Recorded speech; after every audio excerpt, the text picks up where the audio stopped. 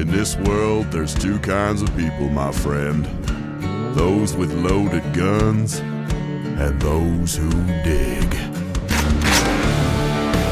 Broadcasting from a Montana wilderness fortress at the headwaters of the Missouri, this is Matt Christiansen Live.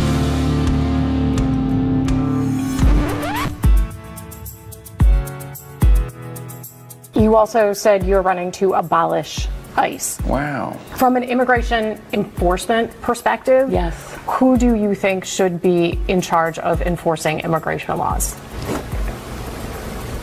That's a good question. Well, we're waiting. And you can pause because I just want to think about it for a minute. Go ahead. We need to continue, though. Okay. Who do I think should be in charge of enforcing immigration laws? Yes! Are you stupid? Are you a stupid person? Not the executive branch. Not the president. So it belongs with Congress.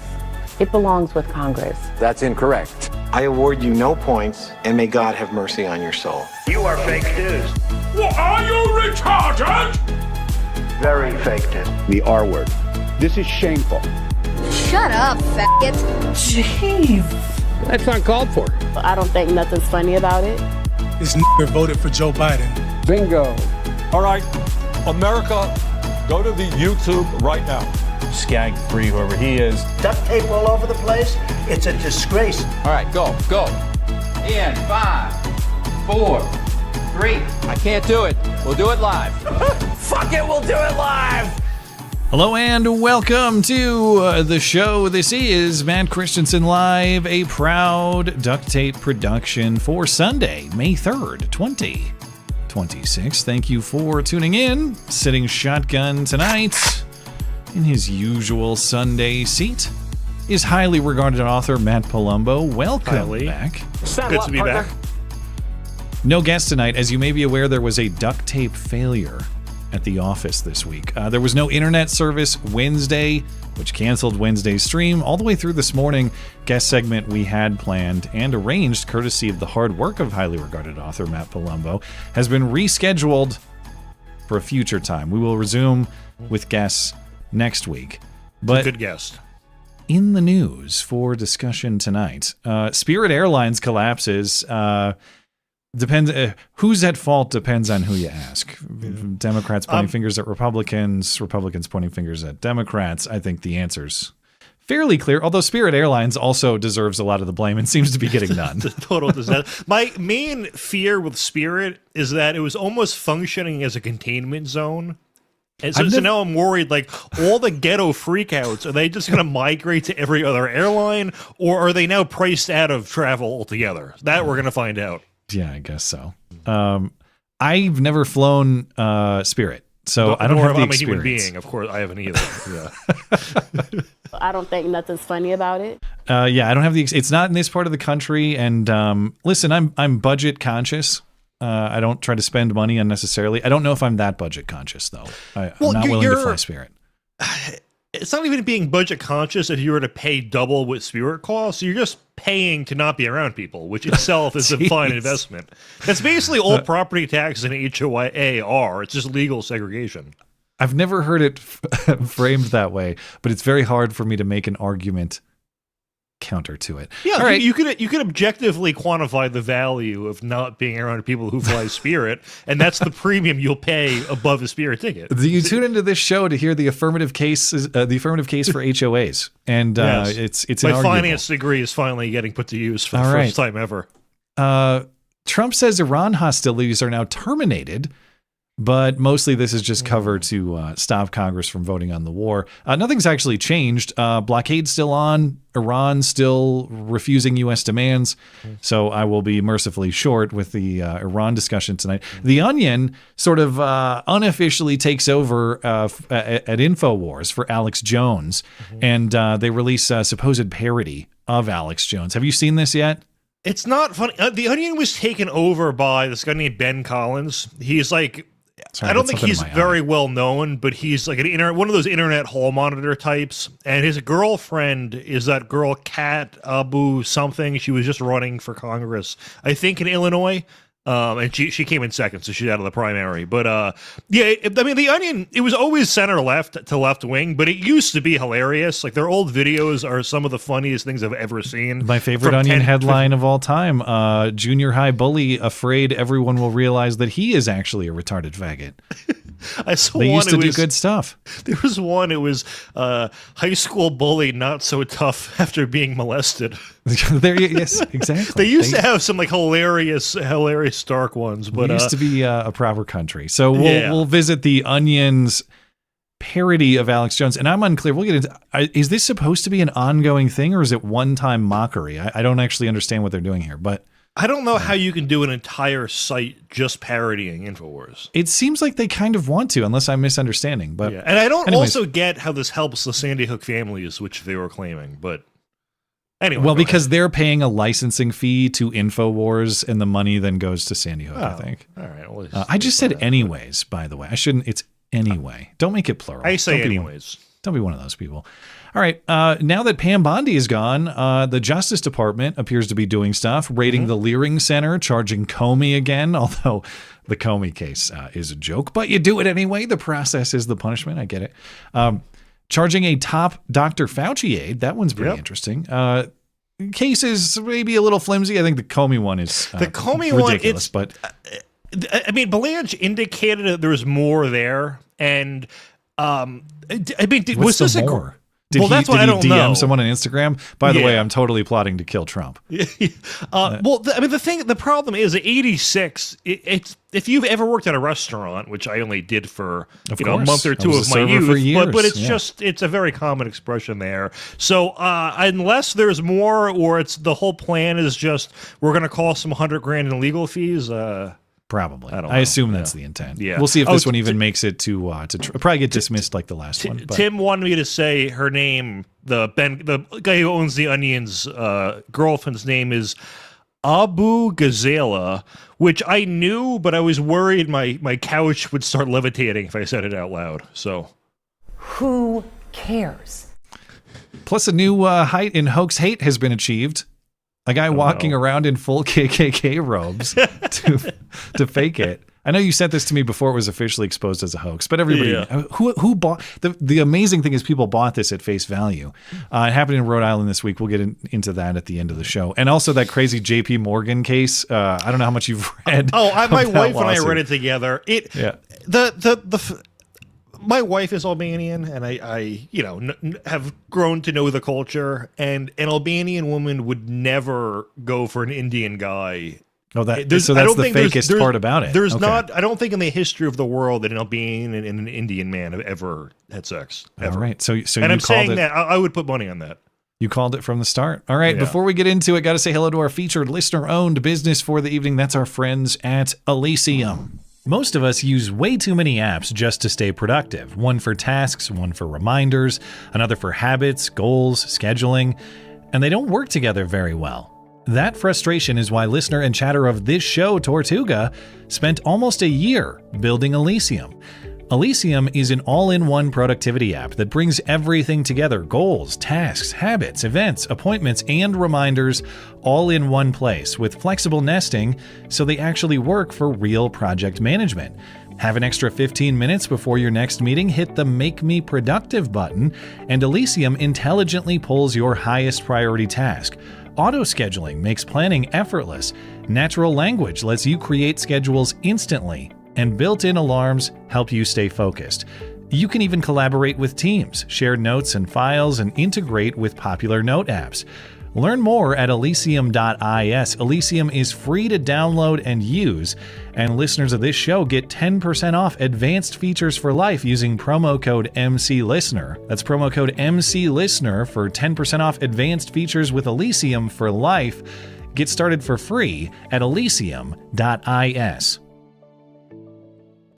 Find all the information on all our special offers at mattchristiansenmedia.com/deals. Deals by listeners.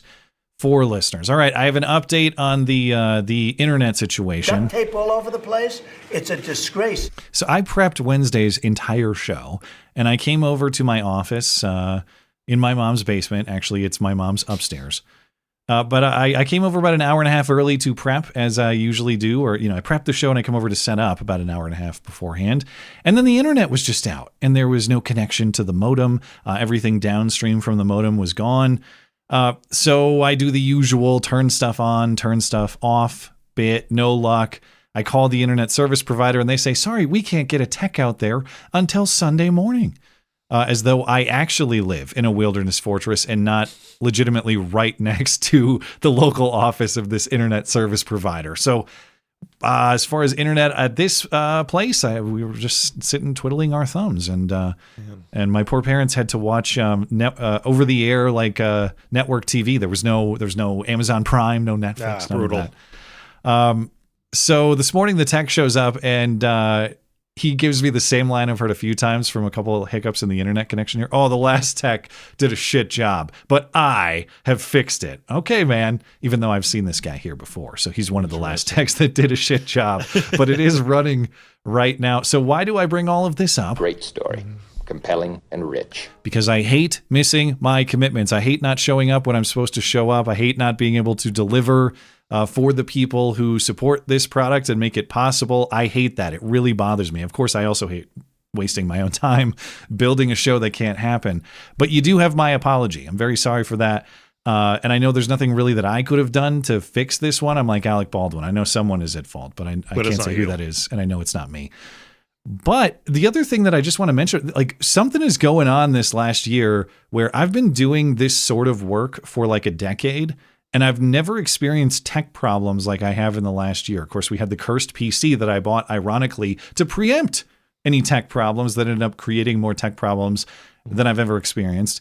Now we have a weird internet outage, and the few troubles I've had with this internet service, I've never had just a straight up outage in the way that it happened this week. And then the few times I've had to call them to do tech checks or repair services, they've been able to get to it like the next day. This is the only time where they haven't been able to do it for like 4 days or something. So anyway, that's just so you understand what happened. Again, my apology for the missed show. Hopefully we won't miss any more anytime soon. But the other thing is some of tonight's stuff is stuff I had planned to talk about on Wednesday and wasn't able to. So I hope it's not extreme. Some of the stuff isn't extremely aged, but a lot of the stuff's interesting, and I wanted to talk about it as well. So we'll get to some of the older stuff later in the show.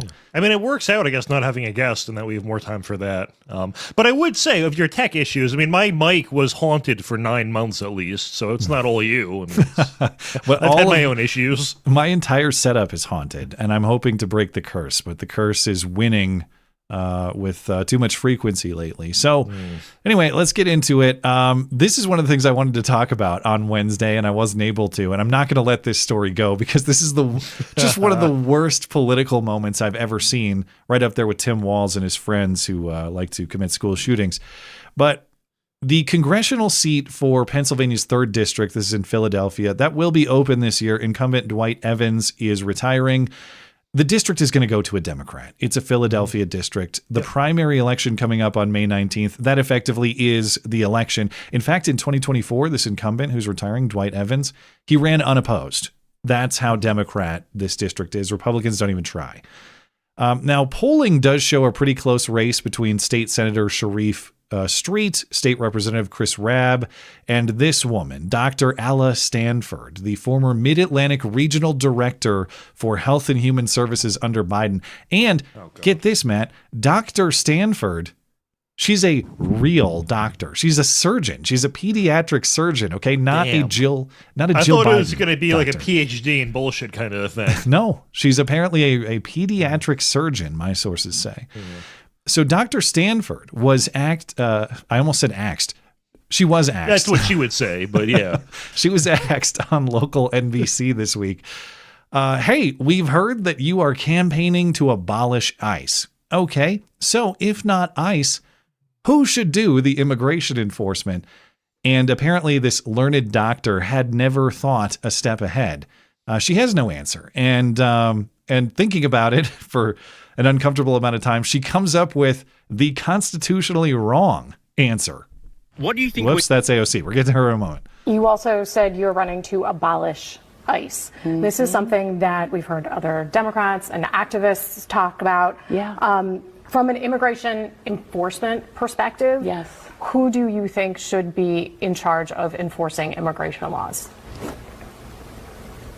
It's a good question. And you can pause because I just want to think about it for a minute. Go ahead. We need to continue, though. Okay.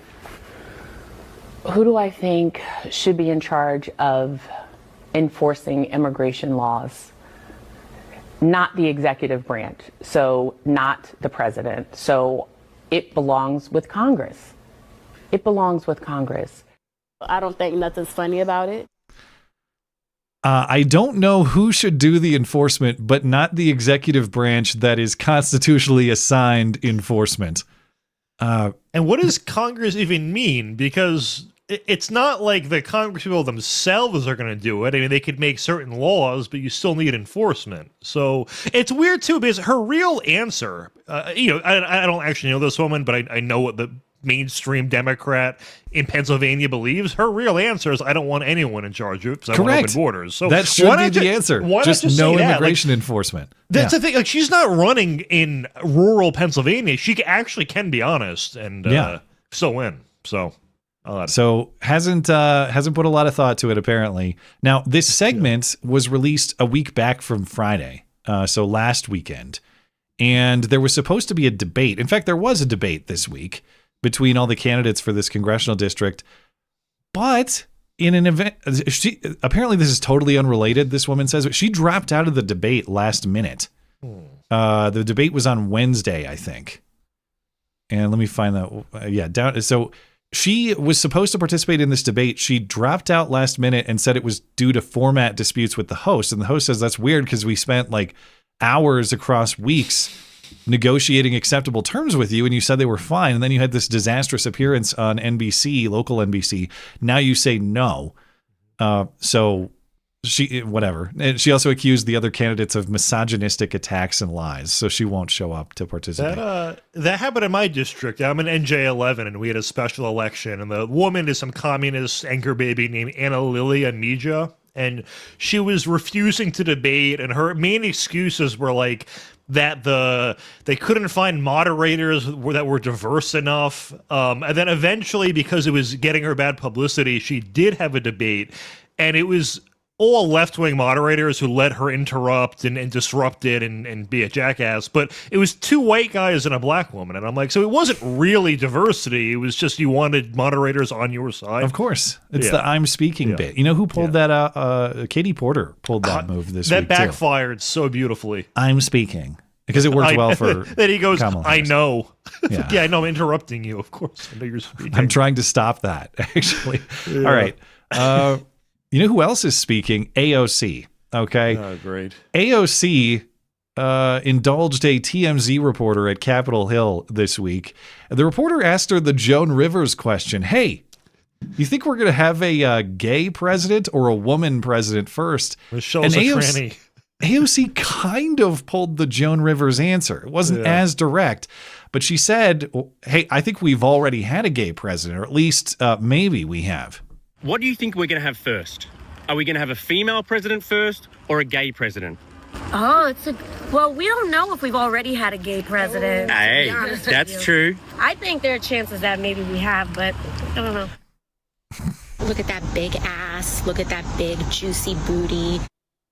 Better watch her back before Obama kills her, too. Better watch her big, juicy back before Obama assassinates her. Is that the official GOP account? This is, yeah. And, you know, Republicans, as we'll get to, I'm sure, later in your redistricting segment, they lack courage in many contexts, but hey, at least They've they got don't. good 20-year-olds. I had the thought the other day, because Trump has cut, I think, 300,000 government workers, and like, it's inevitable that some Democrats down the line are going to try to rehire them. So I obviously ideologically don't want more government workers, but if we hired like 100,000 shitlord 20-year-old white guys, it could pay dividends for the next 50 years. They were all working for Doge. Where'd they go? Where'd big balls go? Yeah. Need them back. So, of course, the official Republican Party X account just tweets a picture of Obama scratching his head in response.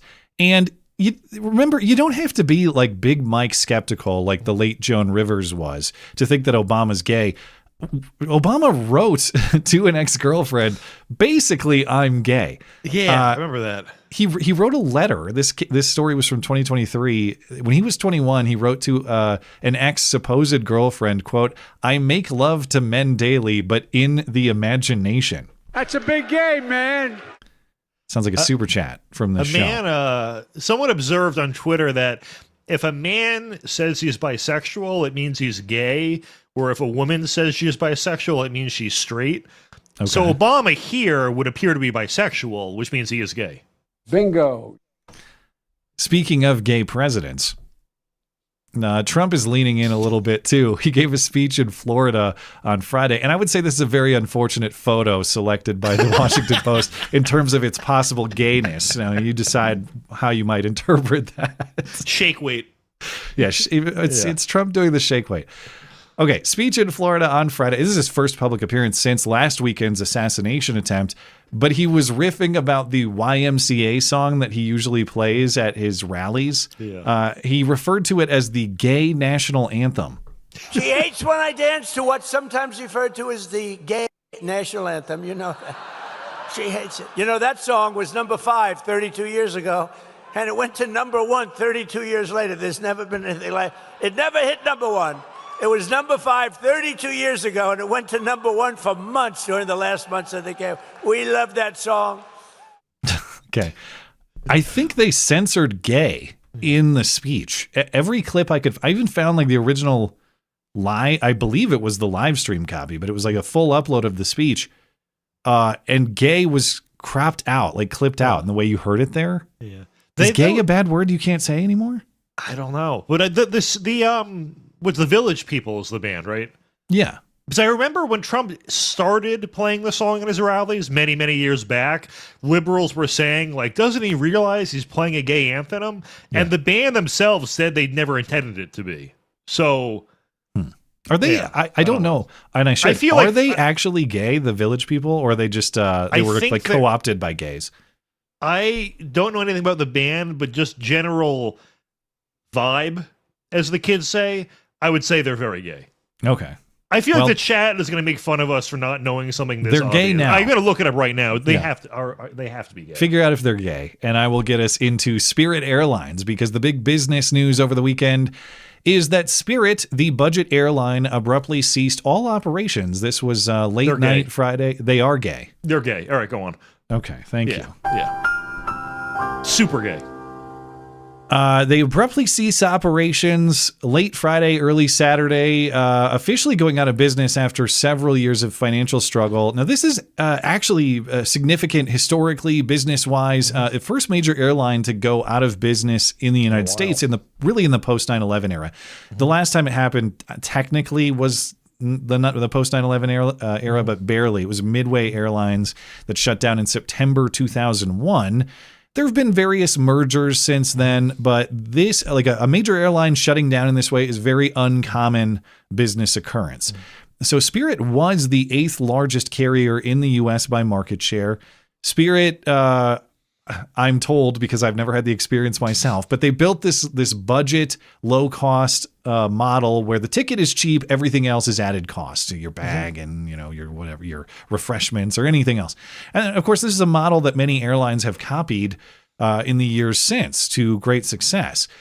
But Spirit, it sounds like, mostly got beat at their own game. They haven't turned a profit since 2020 or even before 2020, pre-pandemic. And in trying to save the business, they tried to merge with other airlines, but got blocked by the government. And there were some attempted mergers that were voted down by their own shareholders as well. But the company is saying that the cost of jet fuel is now too much for them to bear. I'm sure that probably is part of the truth here. Fuel costs are high, and if you're in financial trouble, that makes it all the more difficult. But for Spirit, their whole model is being the cheapest airfare, and the fuel costs, of course, have made that hard to do. Now, speaking Go ahead. Most airlines, and I think Spirit actually did not do this, but most airlines are hedging fuel prices with options and futures and all that, so they're not susceptible to these wild swings. And they also went bankrupt twice in about a year leading up to this, so they were on their last limb anyway, and I'm sure that the gas prices expedited the decline, but they said as of August, their latest bankruptcy filing, we're not sure we're going to make it through the year, and then they didn't. So correct. Spirit was seeking a federal bailout through the Trump administration. There were ongoing negotiations for that. They didn't reach an agreement. And even though I think that the government bungled this one, and at least to some extent, Spirit is a victim of overzealous government regulation, I would not be in favor of the government swooping in to save a company with a failing model. Only if they were going to use it for like a deportation fleet or something. Right. But the thing is, I think almost every major airline in America has gone bankrupt at least once since 2000. But as you were saying, it's usually they reorganize or they get bought out or their assets get bought. This is the first one where they're going to disappear, entirely. The company had employed about 17,000 people. Now, other airlines and the Trump administration, they're working to assist those workers who are now out of a job, as well as, of course, passengers, many of whom, I don't know what the number was. It's got to be thousands of people over the weekend showing up to the airport. I had a flight to this place and now it's not happening. So there's a lot of mess to clean up, and the transportation department is working on that. But what you have politically is now the blame game. You have Democrats blaming Trump for the collapse, even though, again, Spirit had been struggling for years. Elizabeth Warren is blaming the cost of fuel, as the company did as well, even though she herself was for blocking the merger. And by the way, when they blocked the merger, the Biden administration, JetBlue and Spirit would have had a combined market share of 8%. Yeah. So claiming this is an antitrust thing. And no, then it's also, ridiculous. I had recalled, and I'll stop after this point.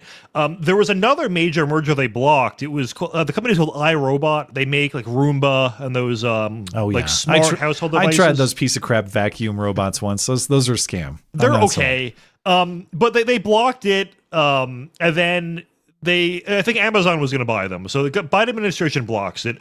iRobot goes bankrupt not shortly after. Now they're owned by a major Chinese company. So we're now competing with China when we could have just had it owned by an American company. So their track record is horrible. And listen, I think you could make a case in extremes for antitrust, but I don't like government policy that is preemptive, because the government seems to F it up every single time they're trying to prevent a monopoly. If you could objectively, I would rather a business become a monopoly and then we go, okay, what are we going to do now? Versus trying to block every little thing, because you just don't know how it's going to turn out. My research assignment for you is find the successful example of preemptive government antitrust action. That was the whole problem with net neutrality. And when you look at John Oliver did, remember when the whole internet was going to go away? Oh yeah, John Oliver has done hours of segments on what the consequences would be if we got rid of it, and then we got rid of it, and nothing has happened. Yeah, I forgot all about it. But okay. Elizabeth Warren, Democrats are blaming fuel prices. You got the Trump White House and the rest of the transportation department and all the various federal departments involved here blaming Biden, the previous administration, and the blocking of that deal.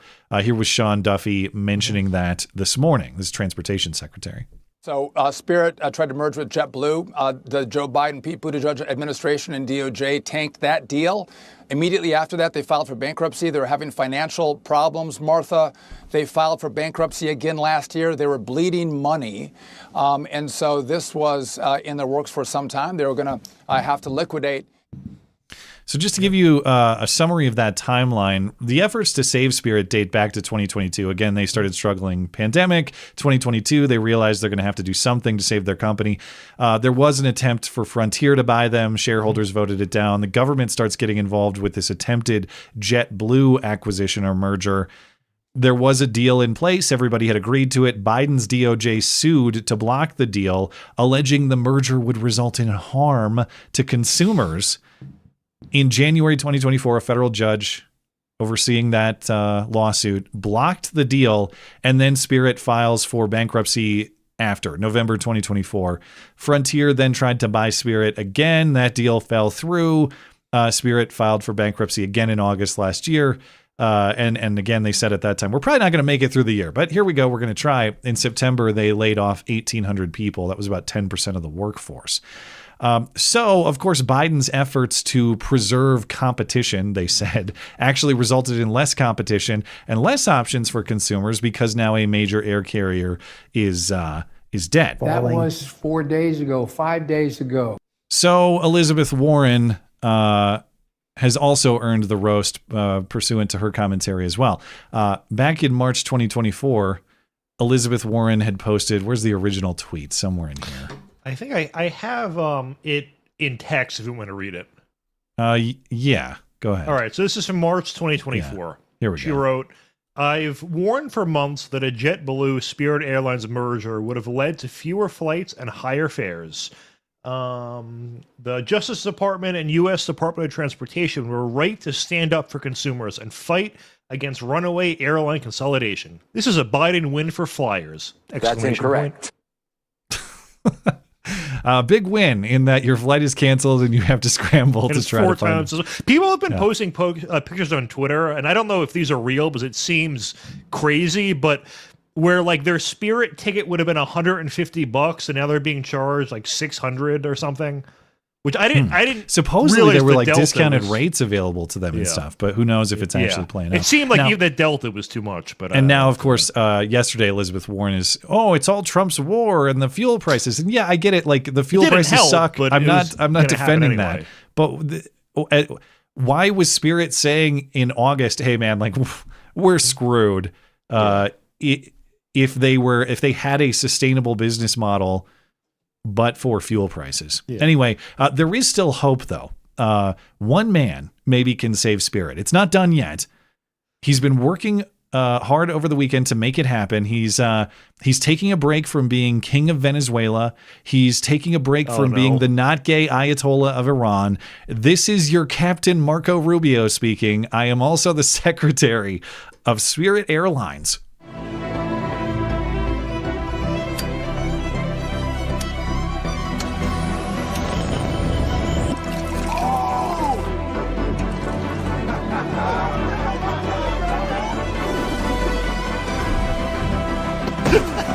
So accurate.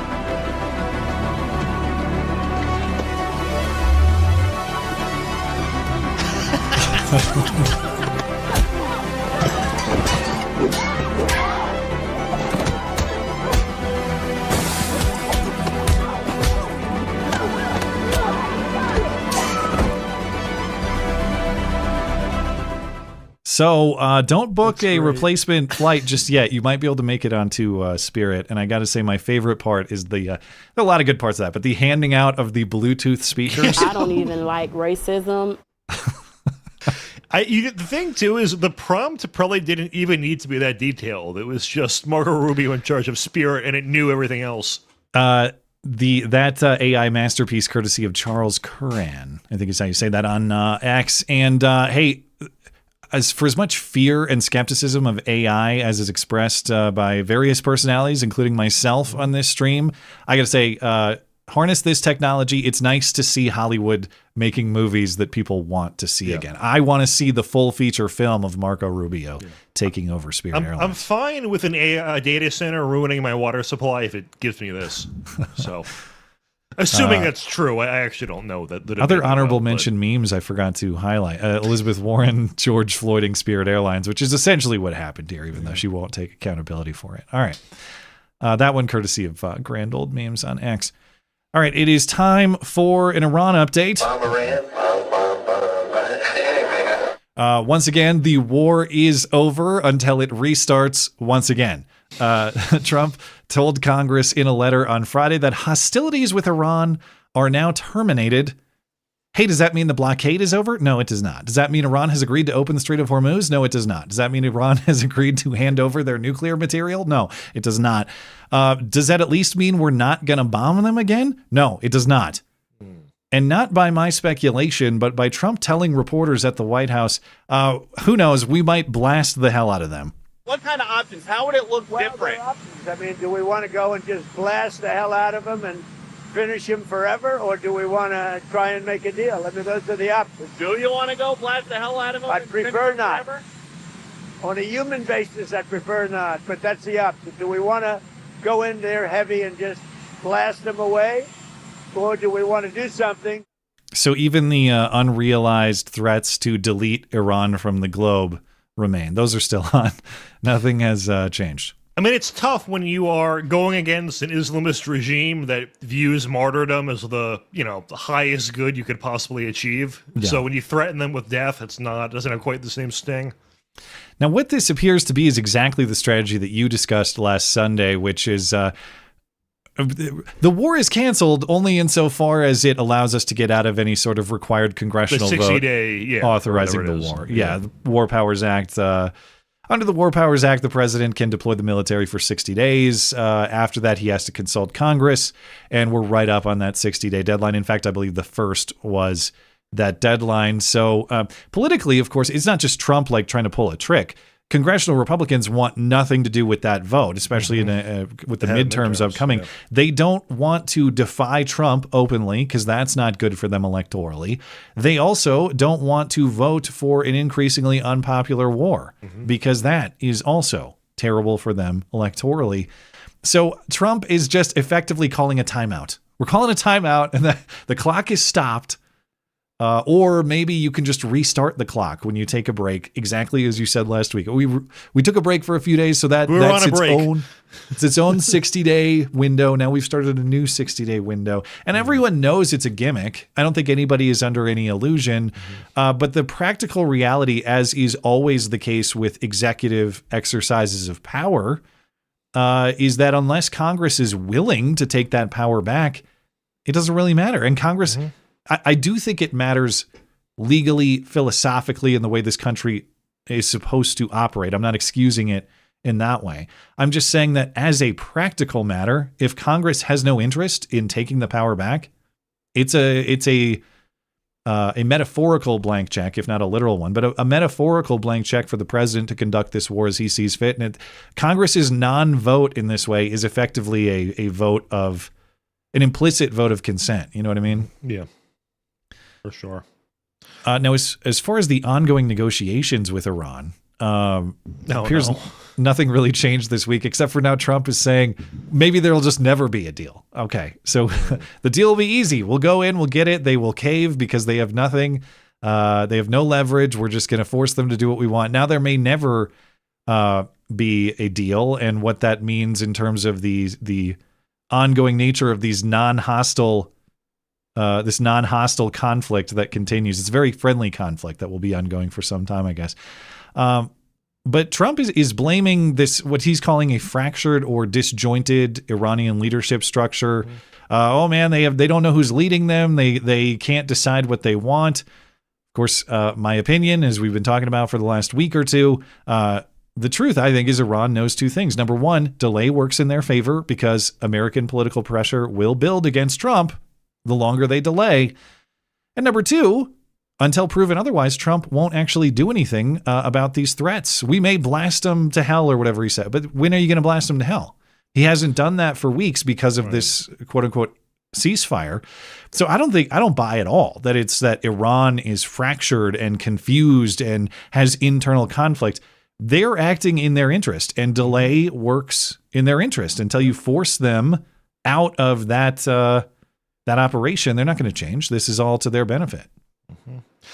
Yeah, it's I hate that this story is in the news every week because I have no idea how to commentate on it when it's just the same thing every single week. Nothing gets done. There's a big thread. Okay, never mind on that.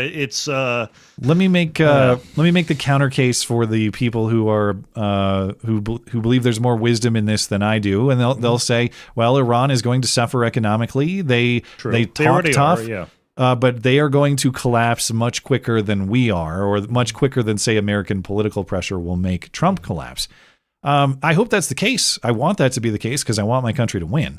However, I'm very worried that what you said is exactly correct. These aren't people who fear the total collapse and destruction of their economy. They are gleeful about dying for the cause. You think they care if the economy collapses? Well, I mean, at some point they have to care because the collapse of an economy will force the people in power out of power. Mm-hmm. But I don't think that that's any kind of quick timeline. That takes a very long time to develop. One thing I was wondering about, though, was I know there were reports before we took out the Ayatollah of tens of thousands of protesters being killed. And I mean, there's an internet blackout, so I don't know how those... Is that not, when you say reports, is that to imply doubt or? Well, I just mean like there's a total internet blackout there, so I don't know how the information was getting out, but it's obviously entirely plausible, but I haven't heard anything about that since we started taking out their leadership. So like, did we at least save some lives in the meantime? I don't know the answer, but maybe that would be hopefully a benefit that, we're not discussing. Well, it's not a responsibility. Not only do you not want to talk about Iran, nobody else wants us to talk about Iran either. So I'm all right, on to the Onion. I'm going to move on until there's good. I don't know. I'm going to keep talking about Iran because it's very important, obviously. But I'm hoping for good news coming, of course. And we'll see if there's better news to discuss next weekend. All right, we're going to get into this Onion InfoWars stuff here. So it's now kind of unofficially done. There still are legal technicalities to clear, but after years of court battles between Alex Jones and the Sandy Hook families, in which the families were awarded $1.3 billion in defamation. Listen, damages. I watched a lot of the trial. It did not look well for Alex Jones at all. A lot of his kind of defenses he had given over the years collapsed. But that being said, he has a right to free speech. And I mean, the only reason this even ended the way it was is because he didn't comply with discovery. So there was a default judgment against him. I think if he had fought it head on, he would have won. But the whole $1.3 billion, it was just symbolic. It was designed to destroy him. It was absurd. Well, and the move by the Onion here is purely symbolic too. But if you go to InfoWars.com right now, all you see is off air. That's it. So whoever these Onion people are, whoever controls the domain now, it's just off air. And of course, Alex Jones has his own setup, which we'll get to in a moment. But InfoWars is still in the process of sale to the owners of the Onion. All of this as a means to pay the Sandy Hook families. Again, technically the sale is not yet complete. But InfoWars stopped paying the bills, hence the shutdown. They didn't pay their rent. They didn't pay the cost of hosting the show. So the InfoWars show shut down this week. And so the Onion is now the de facto owner of InfoWars. I don't know if they technically own that intellectual property yet, but that's what they're pursuing, or at least a licensing of that intellectual property, which they're paying for. And so on Friday, they launched their own parody broadcast that Alex Jones critics will insist is hilarious, but is absolute cringe. And I don't believe anybody when they say that this is funny and that they actually enjoyed it. So Tim Heidecker is a comedian and a producer. Sucks. Apparently made a lot of stuff on Adult Swim and Cartoon Network. He fired Sam Hyde back in the day when Sam Hyde had a show there. Well, then he definitely sucks. Okay. Exactly. Yeah. But now he is parody Alex Jones, the new host of InfoWars, and he's here to drink the blood of the Forsaken. Here we go. No, God! No, God, please, no! No! No! No! But I'm going to sip from the blood of the Forsaken. This is real human blood. You can find this at the InfoWars store. This is a human blood curated from the Forsaken and the sinners. All right, this is pure premium blood, tested, FDA unapproved. And this is just human blood. As part of my satanic ritual, I am a servant to Satan, and thank God I was able to get him and the Lord to sit down and come to their senses and get things back to before Satan was cast into hell. So I'm part of that. I'm part of the peace movement. It's thick. It tastes like blood. Kill me. I like the punchline a lot. It's thick. Or just your joke is there is no punchline. Yeah. Norm Macdonald observed quite wisely back in 2016, I think it was, that if you were parodying someone, and he was talking about comedians doing impressions of Trump, you kind of have to like the person or have some level of respect to do it properly. If you hate the person you're parodying, it comes off as mean-spirited, and it's just not realistic or funny. And that sucked. I will say, like, the vocal match was not awful. Yeah. Like, if someone told, hey, here's my Alex Jones impression, I'd be like, all right, that's fine. Yeah. But the writing, or I don't know if that was like off the cuff or if that's a written bit, just like, okay, so you think Alex Jones is a crazy guy who drinks human blood, and obviously he does talk about demonic forces with some regularity, so I guess the topic is not completely off brand, but it's just like, to your point, if you were to describe, like, what makes that memorable? What is the moment of comedy that sticks in your mind? I don't get it. And everybody who is pretending to enjoy it, I have no doubt that they enjoy politically the downfall of Alex Jones because they hate him politically. However, that does not require you to pretend that comedy bits are funny.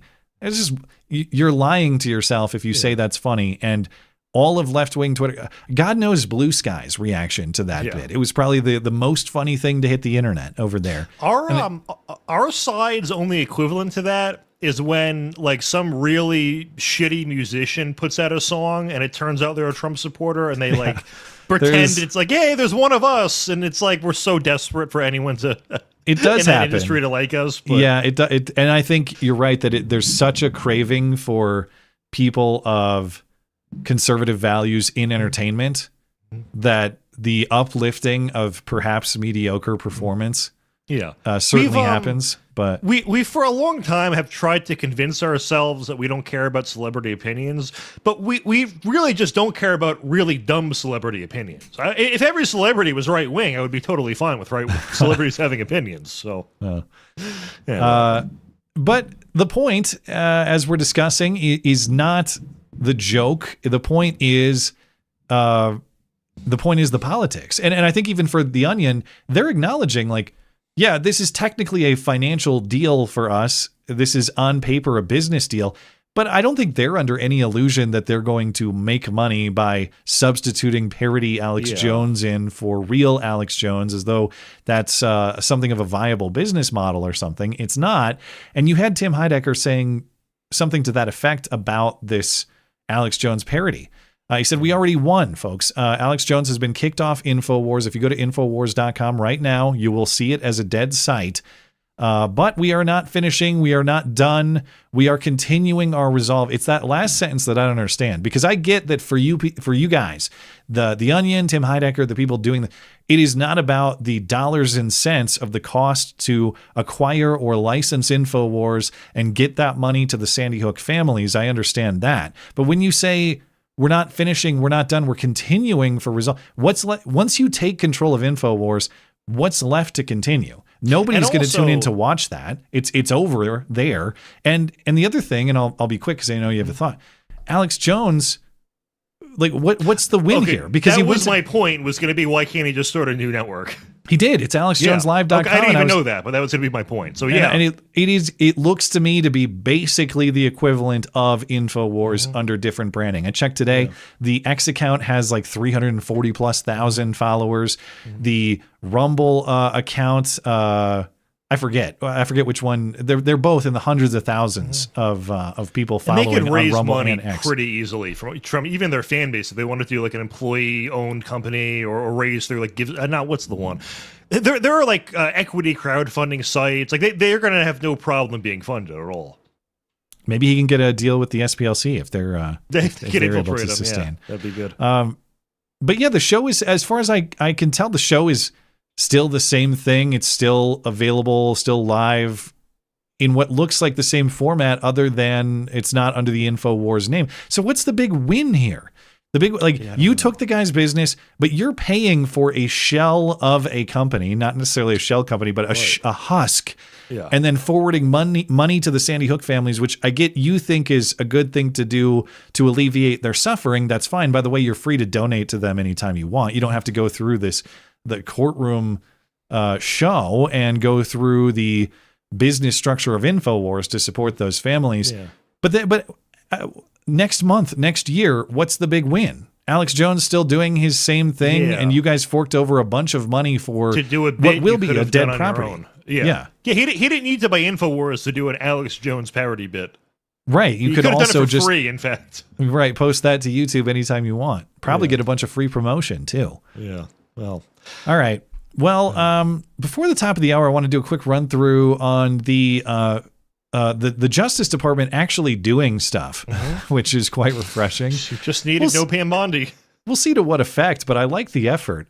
So this week, the infamous Learing Center in Minneapolis was raided. This after, of course, the place became a meme, courtesy of Nick Shirley, and around Christmas time. And this may be too little, too late, because the Learing Center has not been in operation since January. And of course, the question, like, what was the operation even prior to January? Right. But there's been nobody there for months, so we'll see what they're able to find. There's no families being interviewed going, well, where are you putting your kids now that they're closed? Yeah, it's weird. Right. They found different daycares, apparently. Good for and them. it wasn't just the Learing Center this week. There were some 22 daycares and autism centers in the Twin Cities that all got the FBI visit.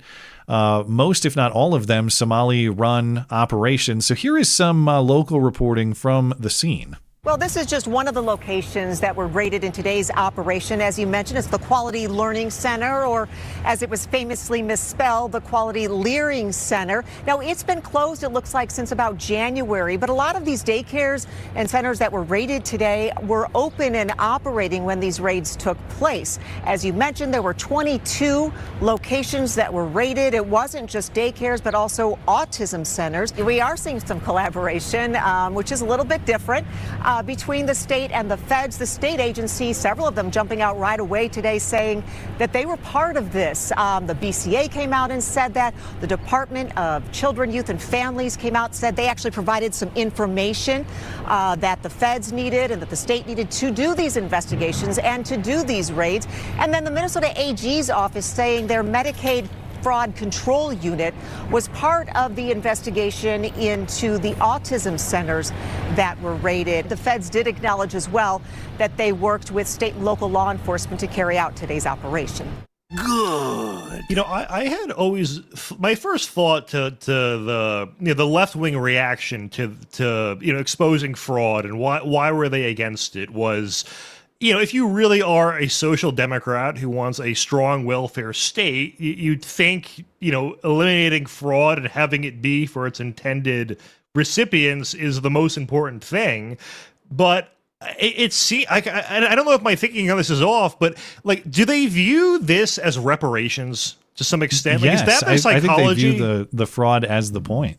Okay, because I had never somehow heard the term race communism or race socialism until recently, that it's socialism, but it's just to redistribute wealth specifically from white people. And that's how you explain all these champagne socialists like Hassan Piker, where you go, your house is worth millions of dollars. What am I missing here? And it's not really about people like him. They want it from us.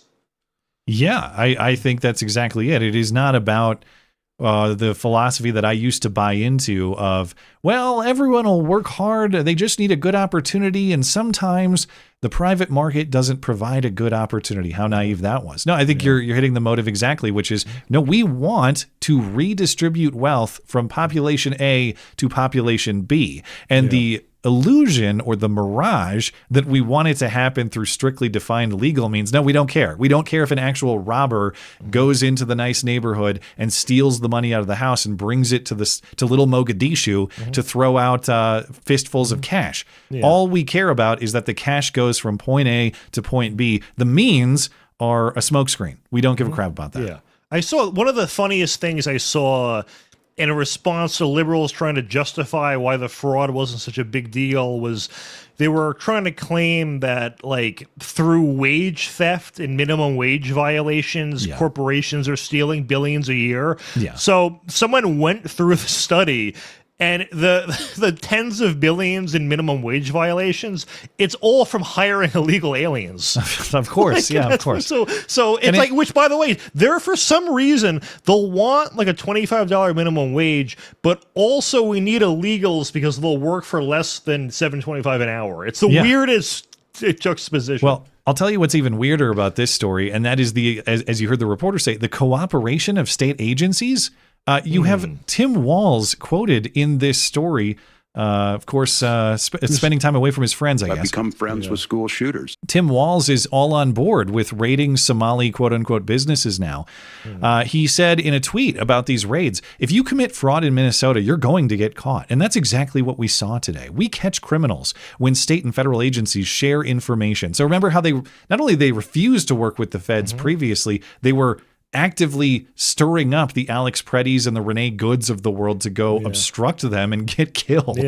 And now they're like, oh, isn't it great when we cooperate for with law enforcement? Today's raids by state and federal law enforcement, again, this is Tim Walz, happened because our state agencies caught irregular behavior and reported it. No, that's not why. That's not why this happened. It was Nick Shirley out on the street. That's how the system is supposed to work. And our agencies will keep at it as long as there are fraudsters around to put behind bars. So that, of course, is a significant change in tune. You go back to Thanksgiving and I mean, he's not even running again over this. Is he running for? No, he said he's not going to run for re-election, and it was like I think a week after the Nick Shirley video. So, wait, I thought he was running for a third term, and he wasn't running for Senate. Double check on that, because he was speculated to run for Senate and then dropped out of that. I thought he is running for a third term. Maybe I'm mistaken. Tim Walz drops out of Minnesota governor's race in January. Okay, so you're right. And the most recent reporting, it's still saying he's out. So, so I wonder if Todd Blanche threatened something. Well, this is the thing. It's either that there was a threat that you're going to cooperate with us or we're going to prosecute you, which you can't convince me that Tim Walz and Attorney General Keith Ellison weren't involved. There's recordings of Keith Ellison talking on friendly terms with the perpetrators of these of the Somali fraud, saying, don't worry, we're going to protect you legally. You know they're in on it. So the question is, was it a threat from the DOJ, or was it just realization from these officials in Minnesota, like, the more they dig into this, the more we have legal liability. So we're going to have to perhaps assist so that we don't look whatever happened. There's clearly, I think you're right that potential legal exposure is the motivating force that brought these people together. That seems like the logical explanation. And I mean, the number I heard quoted was that the fraud came out to something like $4,000 per household.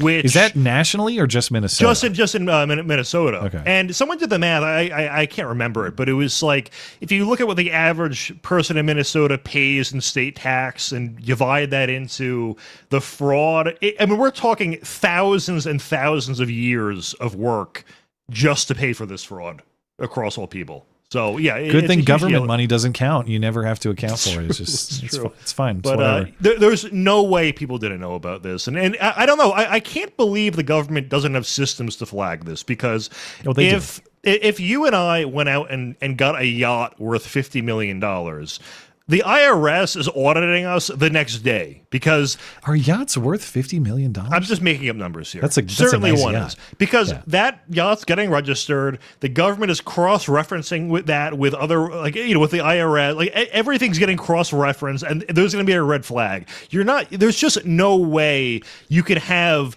a dozen of these places in one building getting all this money and does not set off a flag. Yeah, of course there were flags in there. It's determined that the optics of prosecuting certain people are not good. And like, there was I think there's someone in New York, surprisingly, or someone on Twitter who worked at a daycare center that was subsidized in a different state. Maybe it wasn't New York, but they were saying, like, the process was like every parent had to sign in and out. They would have regulators show up unannounced every couple of weeks.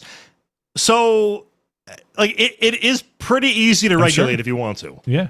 All right, I want to talk Comey and then the Savanah Hernandez case, and we'll get to Super Chat. Appreciate you, Super Chatters, and your patience. We will get right to you, but I want to keep all these federal raids and prosecutions grouped together here. So former FBI Director James Comey also indicted again this week. He appeared in federal court in Alexandria, Virginia, to respond to charges brought by a grand jury in North Carolina.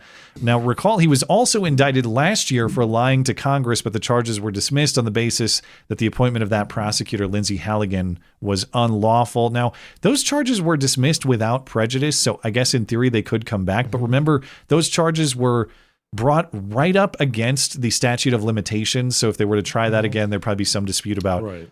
Speaking of restarting the clock with the end of hostilities against Iran, did they restart the clock on the charges or not? I assume Trump's DOJ just doesn't want to fight that battle, so they're going to pick a different thing for Comey. Does that mean they're targeting him for prosecution? Yes, they're clearly. Yes, and it's good.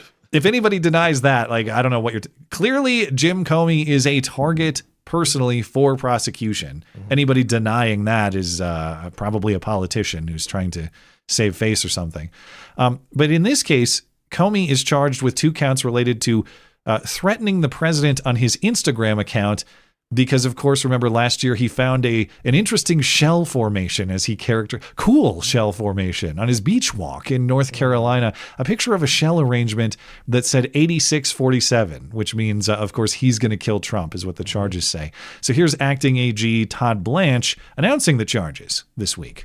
Today, a grand jury sitting in the Eastern District of North Carolina returned an indictment against James Comey on 2 counts. The first count is that on or about May 15th of last year, he knowingly and willfully making a threat to take the life of and to inflict bodily harm upon the President of the United States. Count 2, same day, May 15th, 2025, that the defendant, James Comey, knowingly and willfully transmitting in interstate commerce a communication that contained a threat to kill the President of the United States. Both of these counts carry a maximum term of imprisonment of 10 years. Don't hold your breath for that. I would be shocked if this even makes it to trial. Yeah, unfortunately. Jim Comey responded saying he's going to fight the charges. Well, they're back. This time about a picture of seashells on a North Carolina beach a year ago. And this won't be the end of it. But nothing has changed with me. I'm still innocent. I'm still not afraid. And I still believe in the independent federal judiciary, so let's go. But it's really important that all of us remember this is not who we are as a country. This is not how the Department of Justice is supposed to be. And the good news is we get closer every day to restoring those values. Keep the faith. I don't recall him being upset about the weaponization under the Biden years. Which I recall him participating pre-Biden, but yeah. I don't think it's on the story list, but did you see the report from Mary Margaret Olahan about how Biden's prosecutors were texting each other, fantasizing about targeting nuns for prosecution? I saw your link to it, but I haven't read it. So it was like a level of cartoonish evil that you would expect from like a low-budget right-wing movie where they're trying to portray the liberals as these evil it's just them. How dare you imply that Christians are persecuted in this country? Meanwhile, the Justice Department is like, hey, I saw some Christians. Let's get some nuns. It's so absurd. All right, a couple of things about Jim Comey here. Yes, I do like the effort of a Justice Department with some balls to go get the crooks of the last decade. Okay, I'm not saying I don't appreciate that, but this case is total crap. All right, we're going after Comey for a tweet, effectively. And the reason I think this is disappointing, again, within the context of appreciating that there are some balls to even try, is if you believe the worst about Comey, and I generally do, this is a guy who was part of cooking up the entire Russiagate scandal, corrupting law enforcement in this country for political ends, and we're going after him for effectively a tweet, for tweeting a picture. That's what we're talking about. So even if you hate Comey, and I do believe Comey probably committed crimes that could put him in prison, we're wasting our time on a stupid tweet because the biggest Comey critic should be disappointed in the content of this indictment, regardless of its free speech implications. And that's the other problem with this indictment is it's very hard to argue, number one, that this isn't protected speech, and number two, that what Comey meant by it is beyond a reasonable doubt a threat to kill the president of the United States. It just means I don't want him to be president anymore. Yeah, Like, that's the most obvious. I mean, 86, you can even say, even if 86 means dead, like at worst, this is interpreting, the worst interpretation of this is, I would like it if the president was 86th, as in dead. But you still have a right to say, I would like it if someone died. And by the way, Trump himself did that on Truth Social with Mueller just a few weeks ago when he said about Robert Mueller, what was the quote? I got it here. I'm glad he's dead. I'm glad he's dead. Glad he's dead. Yeah. Yeah. So I'm hoping there's more. I mean, I would assume there has to be. If there's more, do you lead with this? I don't. The only case for charging over this is if he just wanted to send a chilling effect to other liberals to scare the shit out of them, that like their tweets are going to get them arrested. But even that, the case wouldn't go anywhere. So yeah. So we'll see if this isn't dismissed outright. I'm not optimistic about the fate of this one, even if I think it is worthwhile to go after the people who were responsible for corruption and political targeting of Trump through the federal law enforcement agencies previously. But I mentioned I was going to get to Savanah Hernandez. I forgot about this case, and I got to talk about this one too. So again, thank you to the Super Chatters for your patience. I promise I'll shut up about all this stuff soon.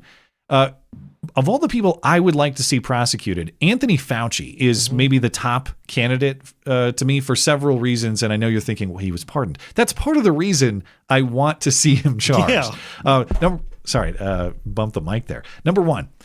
The COVID scam is the greatest scam of my lifetime, I think. He was, if not the architect, a major part of the architecture of it.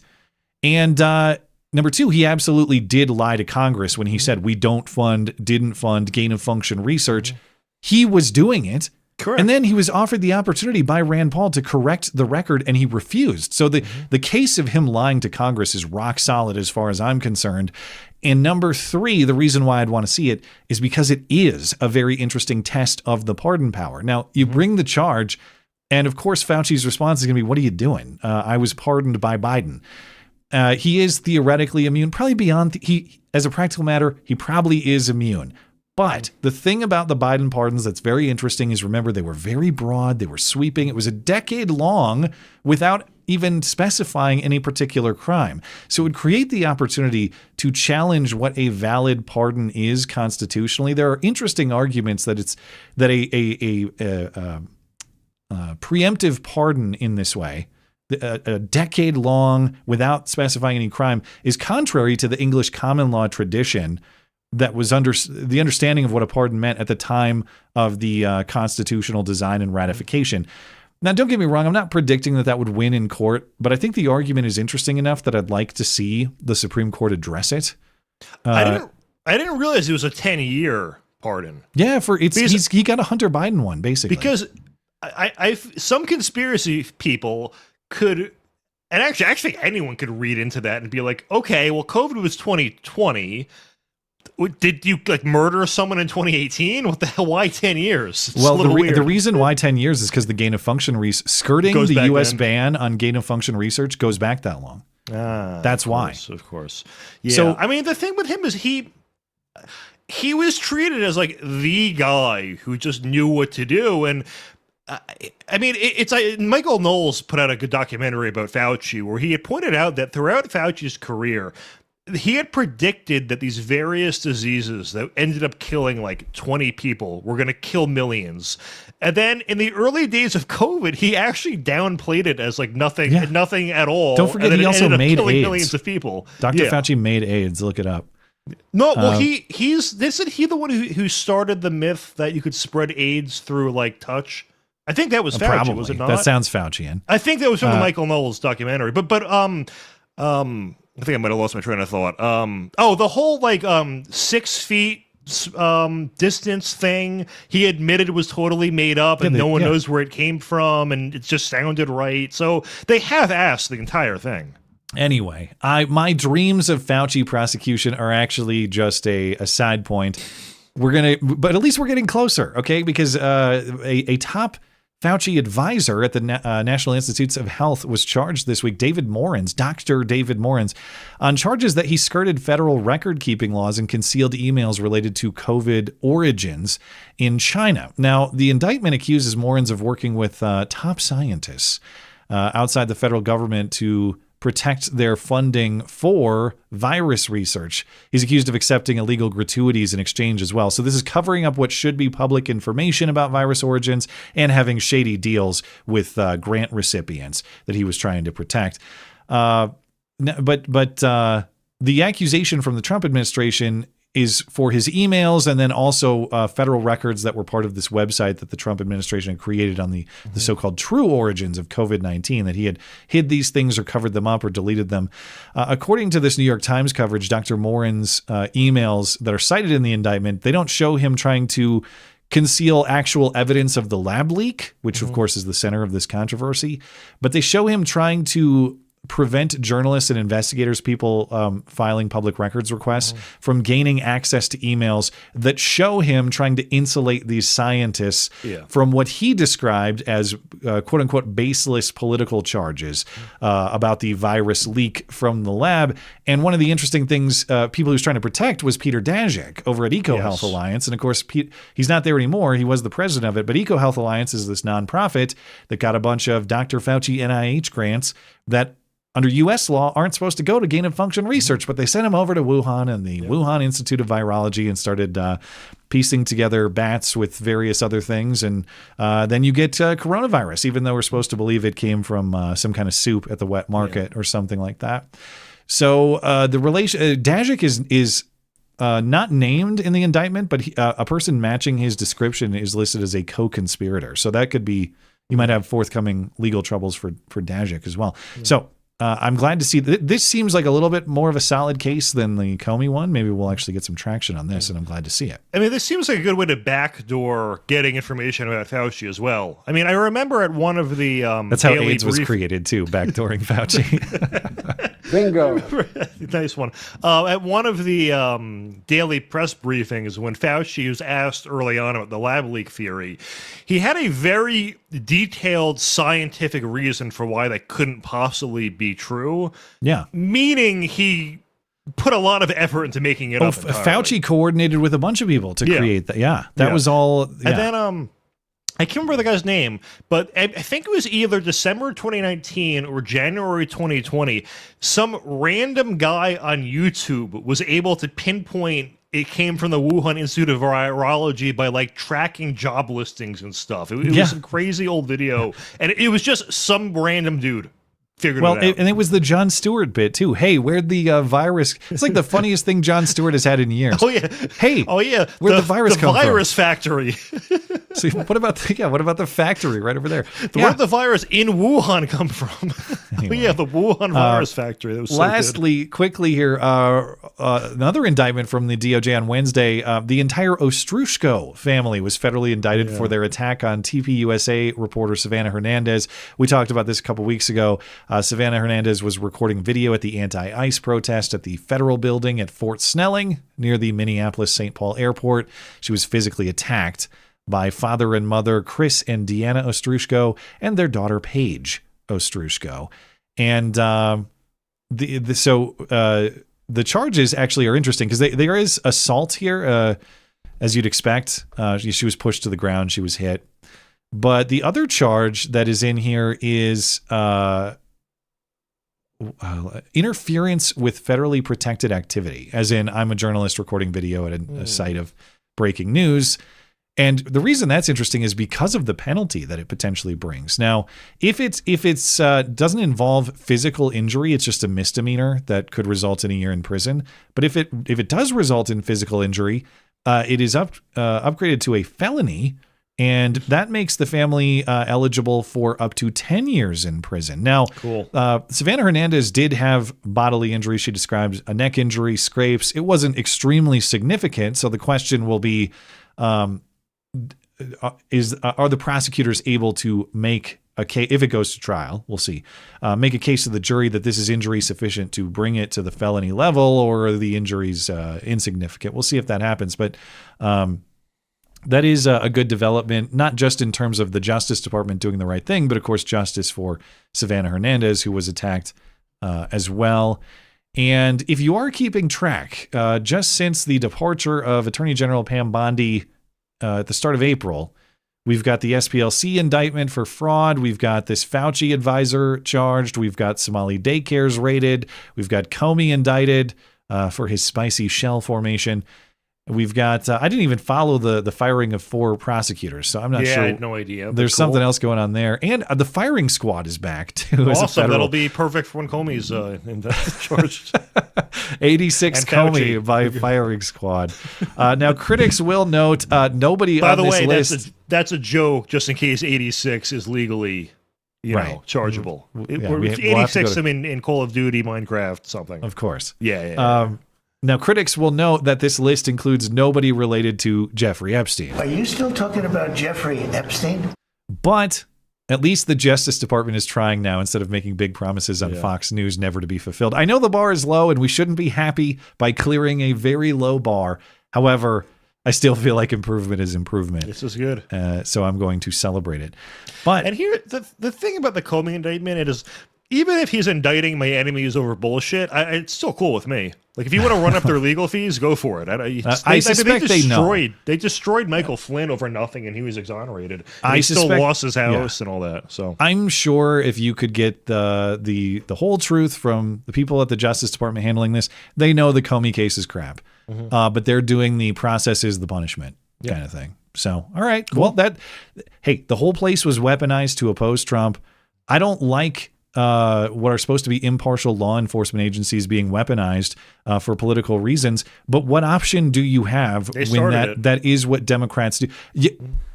Unless the only other, you have 2 things you can do. You can say, well, we're not going to use the weapon they use against us, even though the second they get back into power, they're going to do the exact same thing. Or you can escalate it to violence.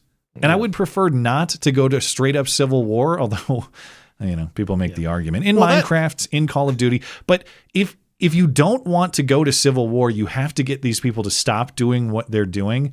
And as much as I don't like this as a matter of health for the country, I don't see an option to get them to stop other than to give them a taste of their own medicine. Well, that's what, the sort of conservatives who say, well, we can't go after them, is then when they take back power, they'll go after us. Like, well, no, that argument is what the left should have been considering about us when they were doing it to us under Joe Biden. Like, they started it, and they are only going to respond. It's our job to prove the caution correct. Exactly. Like, we're going to crush you now. Oh, well. All right, we're going to get into Super Chats. Before we do, hey, have you considered joining the MC Club? Well, you should. Here's why. Hey, if you enjoy the show, please consider supporting the show by becoming a member of the MC Club. For as little as $1 a month, you will enjoy a series of exclusive perks, including ad-free videos and podcasts, video calls, and a community Discord server with me and other listeners, loot box giveaways with channel merchandise, your name in the credit roll after videos and streams, and much more. But most importantly, you will help keep the duct tape production alive and independent from all those sinister forces of control. Join the MC Club at mattchristiansenmedia.com/support. Linked in the description.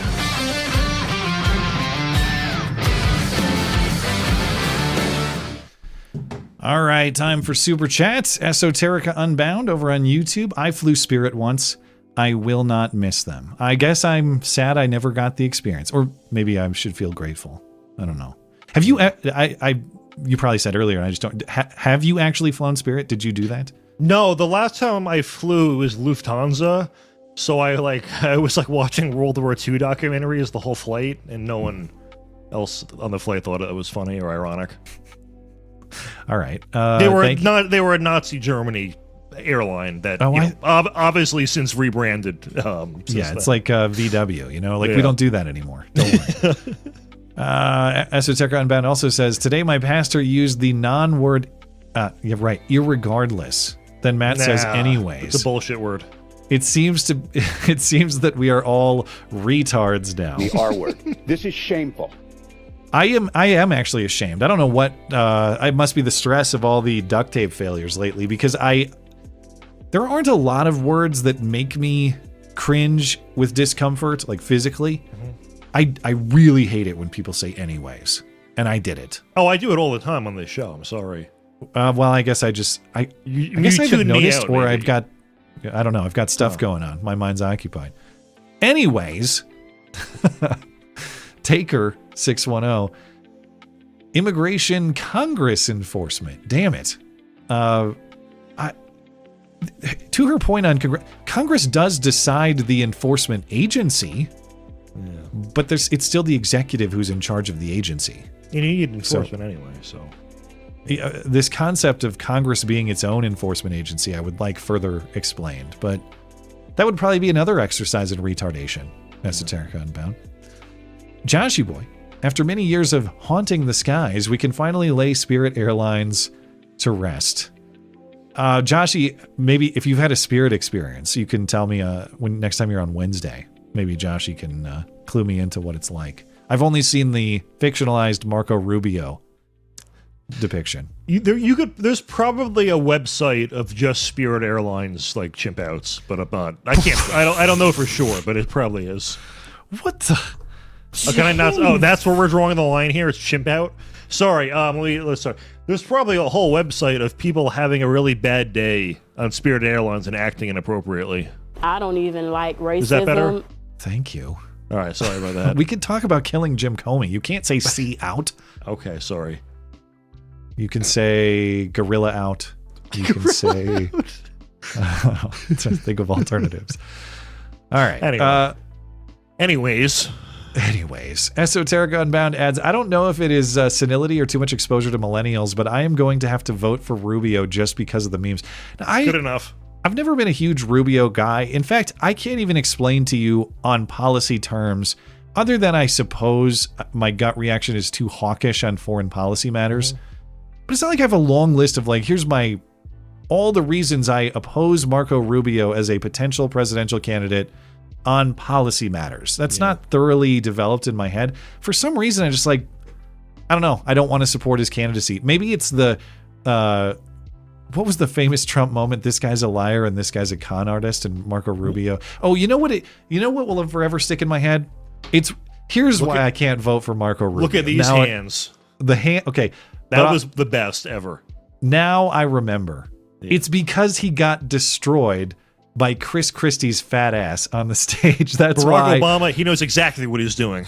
It was when Marco Rubio had the rehearsed lines 3 times in a row. He repeated it. It was something like Chris Christie. Right. It was about Obama. Right. It was like, they say, what was it? People think Barack Obama doesn't know what he's doing. He knows exactly what he's doing. It was something along those lines. He short-circuited, and then he went to the line. And then he got called out, and then he did it again. It was a meltdown. And Chris Christie looked like a debate champion. This is the same guy who went on stage and said about Donald Trump, show up at the debate or we'll call you Donald Duck. And then looked straight into the camera like it was some zinger. So dumb. Surprised he wasn't hired by The Onion after that one to replace Alex Jones. Anyway, that's why. I should give little Marco a chance for redemption. But getting destroyed by Chris Christie through anything other than him sitting on you is unforgivable. Yeah. Although I will say, I've watched back some of the 2015, 2016 debates, and I will say, of like the tense exchanges where Trump is actually debating someone, Rubio did the best out of that group. I mean, it's not like there was a high bar to clear there, but he did the best. And then also, I think it's cool they can work together after all of that. And to anyone who hasn't seen the clip of Trump defending his big hands, please look that up. It was the greatest debate moment of all time. Maybe I'll try to have an open mind with Marco. We'll see how it goes. Okay. Brendan Lucas, Iran is suffering economically. Do I think there will be regime change? No, but Iran now is not Iran from January 2026. The UAE left OPEC. That's true. I saw that this week. Calling time on a fiction that gave huge cover to Iran. I hope you're right, man. I mean, I don't want to come off it. There, of the Iran war critics, there is a certain segment that I believe wants to be right more than they want their country to win, or by extension, the rest of the world with the way that Iran behaves with everybody, really. So I would love to have everything I've said critical of our action in Iran be disproven, and I should be mocked more than Marco Rubio for getting owned by Chris Christie. I want that to happen. So, Brendan, I hope that you're right, and hopefully there's better news to discuss soon. He also says, the IRGC, the Iran Revolutionary Guard Corps, They're not a religious suicide cult, but a gang that's been holding its people hostage for years and stealing the country's wealth. And this is my problem with that, though, is like, oh, everybody hates them and they're held hostage, which I'm not even saying is false. I don't know. I don't know what it's like at Iran. Yeah. I just know that it seems implausible to me that a force of relative small size compared to the population, if the entire population hates that military force or those in power, revolution is inevitable. Yeah. It will happen. I'm not saying that's going to be easy or clean, but how have they been able to hold on to power for this long? And I guess the answer is, you idiot, they just shot like 30,000 people in the streets. All right, maybe they did. Maybe that's what I'm missing, is I just have no concept of what that sort of brutal authoritarianism looks like and how much courage it actually takes to challenge it. Again, hope you're right. Hope I'm the idiot. Would love to see that play out that way. I'm just waiting. We heard the same stuff we heard about Iraq. We'll be greeted as liberators. They'll love us. We heard that kind of stuff about Iran, and I'm not saying it's not true. We but sort of were waiting. by the diaspora, at least, but that's not, who's living there. Torek Roma, the state couldn't see the red flags because the Somalis painted them blue with a white star, so they got confused. Bingo. There's a lot of fight going on about the Minnesota state flag. There are cities refusing to fly the new Somali-looking one, and there's all kinds of. The state is threatening to withhold their state funding or their money. Tim says, "Always the foul mouth down under, man. Oh motherfucker." We can also say that, just not chimp out. Okay. First, there was Hillary's running mate, Tim, your rights come from the government cane. That's right, I forgot about that. Next came Tim Walz, whose embarrassing moments are too numerous to cover in a chat. Now this dumb prick, Tim Heidecker. Stop giving Tims a bad name. No more Tims. There we go. I don't think so, Tim. Yeah, I need to deploy that button for all your Tims. Esoteric Unbound. They need to indict everyone associated with Fauci, his subordinates, his family. He needs to go. It needs to be scorched earth. Being close to him needs to be toxic. Yeah, if you can't go after the guy, I mean, I would prefer to go after the guy himself, but you also can't convince me that the extent of this scam was limited to Fauci. There are a lot of people who did a lot of scamming. And by the way, the indictment against this aide of his implies that. There's a lot of email coordination of covering stuff up, forming narratives about what is and is not true strategically. Again, not guided by the truth, but what serves their interest of collecting government money to do the kind of research they wanted to do, which was illegal in the United States. They were just sending money to China to do it on their behalf there. And I mean, the fact that they could coordinate this all, I think it's useful information, because I would remember 10 years ago hearing this argument against climate change skeptics by saying, well, I mean, how could every scientist keep it a secret if climate change is BS? I mean, in fact, I mean, science is all about disproving things we thought we knew. So surely if someone could disprove it, they would be a hero in the scientific community. And, well, it turns out that there's a lot of financial interests and conflicts, and you can easily destroy someone. Like, if someone's a professor and they could publish something critical of climate change, they're losing their job, they're being sidelined, journals are not publishing them. And this is more than just science. I mean, all of like all of 20th century history is one big myth. But I don't want to go to that rabbit hole. Anyway. First you want to talk about chimp outs, then you want to talk about Uncle A or something like that? I more had like the civil rights movement narratives in mind. I'm not pushing any of that stuff. But I just mean, like, although it is worth noting with World War II that, you know how liberals will say, look, they'll, whenever we criticize Antifa, they'll post a photo of the Battle of Normandy and be like, this is the true Antifa. And I'm like, okay, so this is Antifa, but then a few years later in the 1950s, they're all a bunch of racist white supremacists who like hate their gay son. Like, can we just make up our mind on what every group is? It's just so insane. And to the point on quote-unquote conspiracy theories, if you didn't take that lesson away from COVID, again, it doesn't mean that every piece of tinfoil is correct and we shouldn't do our due diligence. Most is not, but it's probably right. It's not always wrong. Yeah. But I will never dismiss one automatically, because look at how many people got immediately on board with total nonsense it made me feel insane walking around my own town every day because everybody just, well, the government told me to put on this stupid mask, so I guess I got to do it. And then the second the government said no more mask, everybody took them off, which tells you what? They were just obeying orders the entire time. Maybe they were thinking critically, but the costs of disobedience were too high for them to exercise that critical thought fully. Once we hit like day 15 of 14 days to stop the spread or whatever it was, I was like, oh no, this is going to end horribly. Wasn't it 14 days to stop the nukes too? And we're on like day whatever of that. Yeah. You know? Although I have heard people argue, because Netanyahu has been saying Iran is a week away from a nuclear weapon for like 30 years now. And I have heard it argued that, well, subsequent action has at least pushed the timeline back, but it is a little weird that you could ever be that certain that it's a week away, and it's awfully self-serving too. And also, why not mention it like a year prior if it's that dire? I don't know. It's a little much. Thank you, Esoterica Unbound. All right, we're gonna grab a couple on Rumble here. Sure. We'll hop back into it. Do you care if I'm sitting at the bathroom really quick? Oh, okay, sure. I'll raise my hand next time. He won't be. He won't be returning. That's the last we've seen of Matt Palumbo.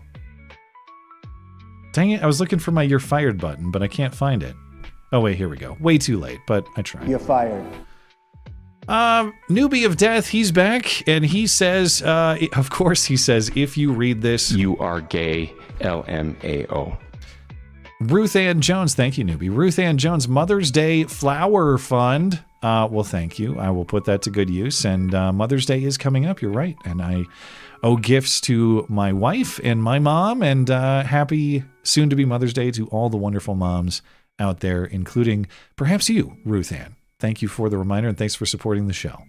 Yakko 1977, my goal every primary election is to remove as many incumbents as possible through though sometimes there aren't viable alternatives, and sadly, turnout is always low, but I always try. Do you vote in primaries? I do. I vote in every election regardless of, not irregardless, but regardless of how, quote unquote, how much that vote matters, and often primaries don't, and especially... as with any state, oftentimes the primary doesn't matter too much. We do have a lot of competitive elections in Montana, so I don't know. I just believe in doing the vote on principle, and I know people think voting doesn't matter, and I'm not here to tell you that it's going to fix all your problems, but it is like the baseline, lowest effort thing you can do to participate and at least try to effectuate positivity and good change. So you should do it, and I do. So I vote in every single election that comes my way, from the school board stuff. Part of the reason I have to too is every damn election cycle has some property taxes I have to vote against. Oh, to protect myself and my neighbors. My town just flipped. We got a Democrat mayor who won by 70 votes. And the election's being challenged by the incumbent, it's the incumbent who. His legal team went through all the signatures, and there was 200 mismatched signatures, and they were all from Indians, all for Democrats, and the guy who won is Indian. But they also flipped the town council. We're like, I think it was, 3 months into their administration. They're going to hike our taxes 10%. Well, there you go. That's why you have to vote. Yeah. But it sounds like it was some kind of Indian scam that preempted your vote. It could have been. He's still fighting it legally. I hope he wins, but we'll see. Yakko, that was Yakko, thank you. Newbie of Death says, go Avs. I assume that's the Colorado Avalanche. And I know enough about hockey to know that the Avalanche they got a playoff matchup against the Minnesota Wild. And I should be a hockey guy. I'm not. So even though I have some Minnesota sports loyalties, I know the Wild have like Kaprizov, right? That's like their star player.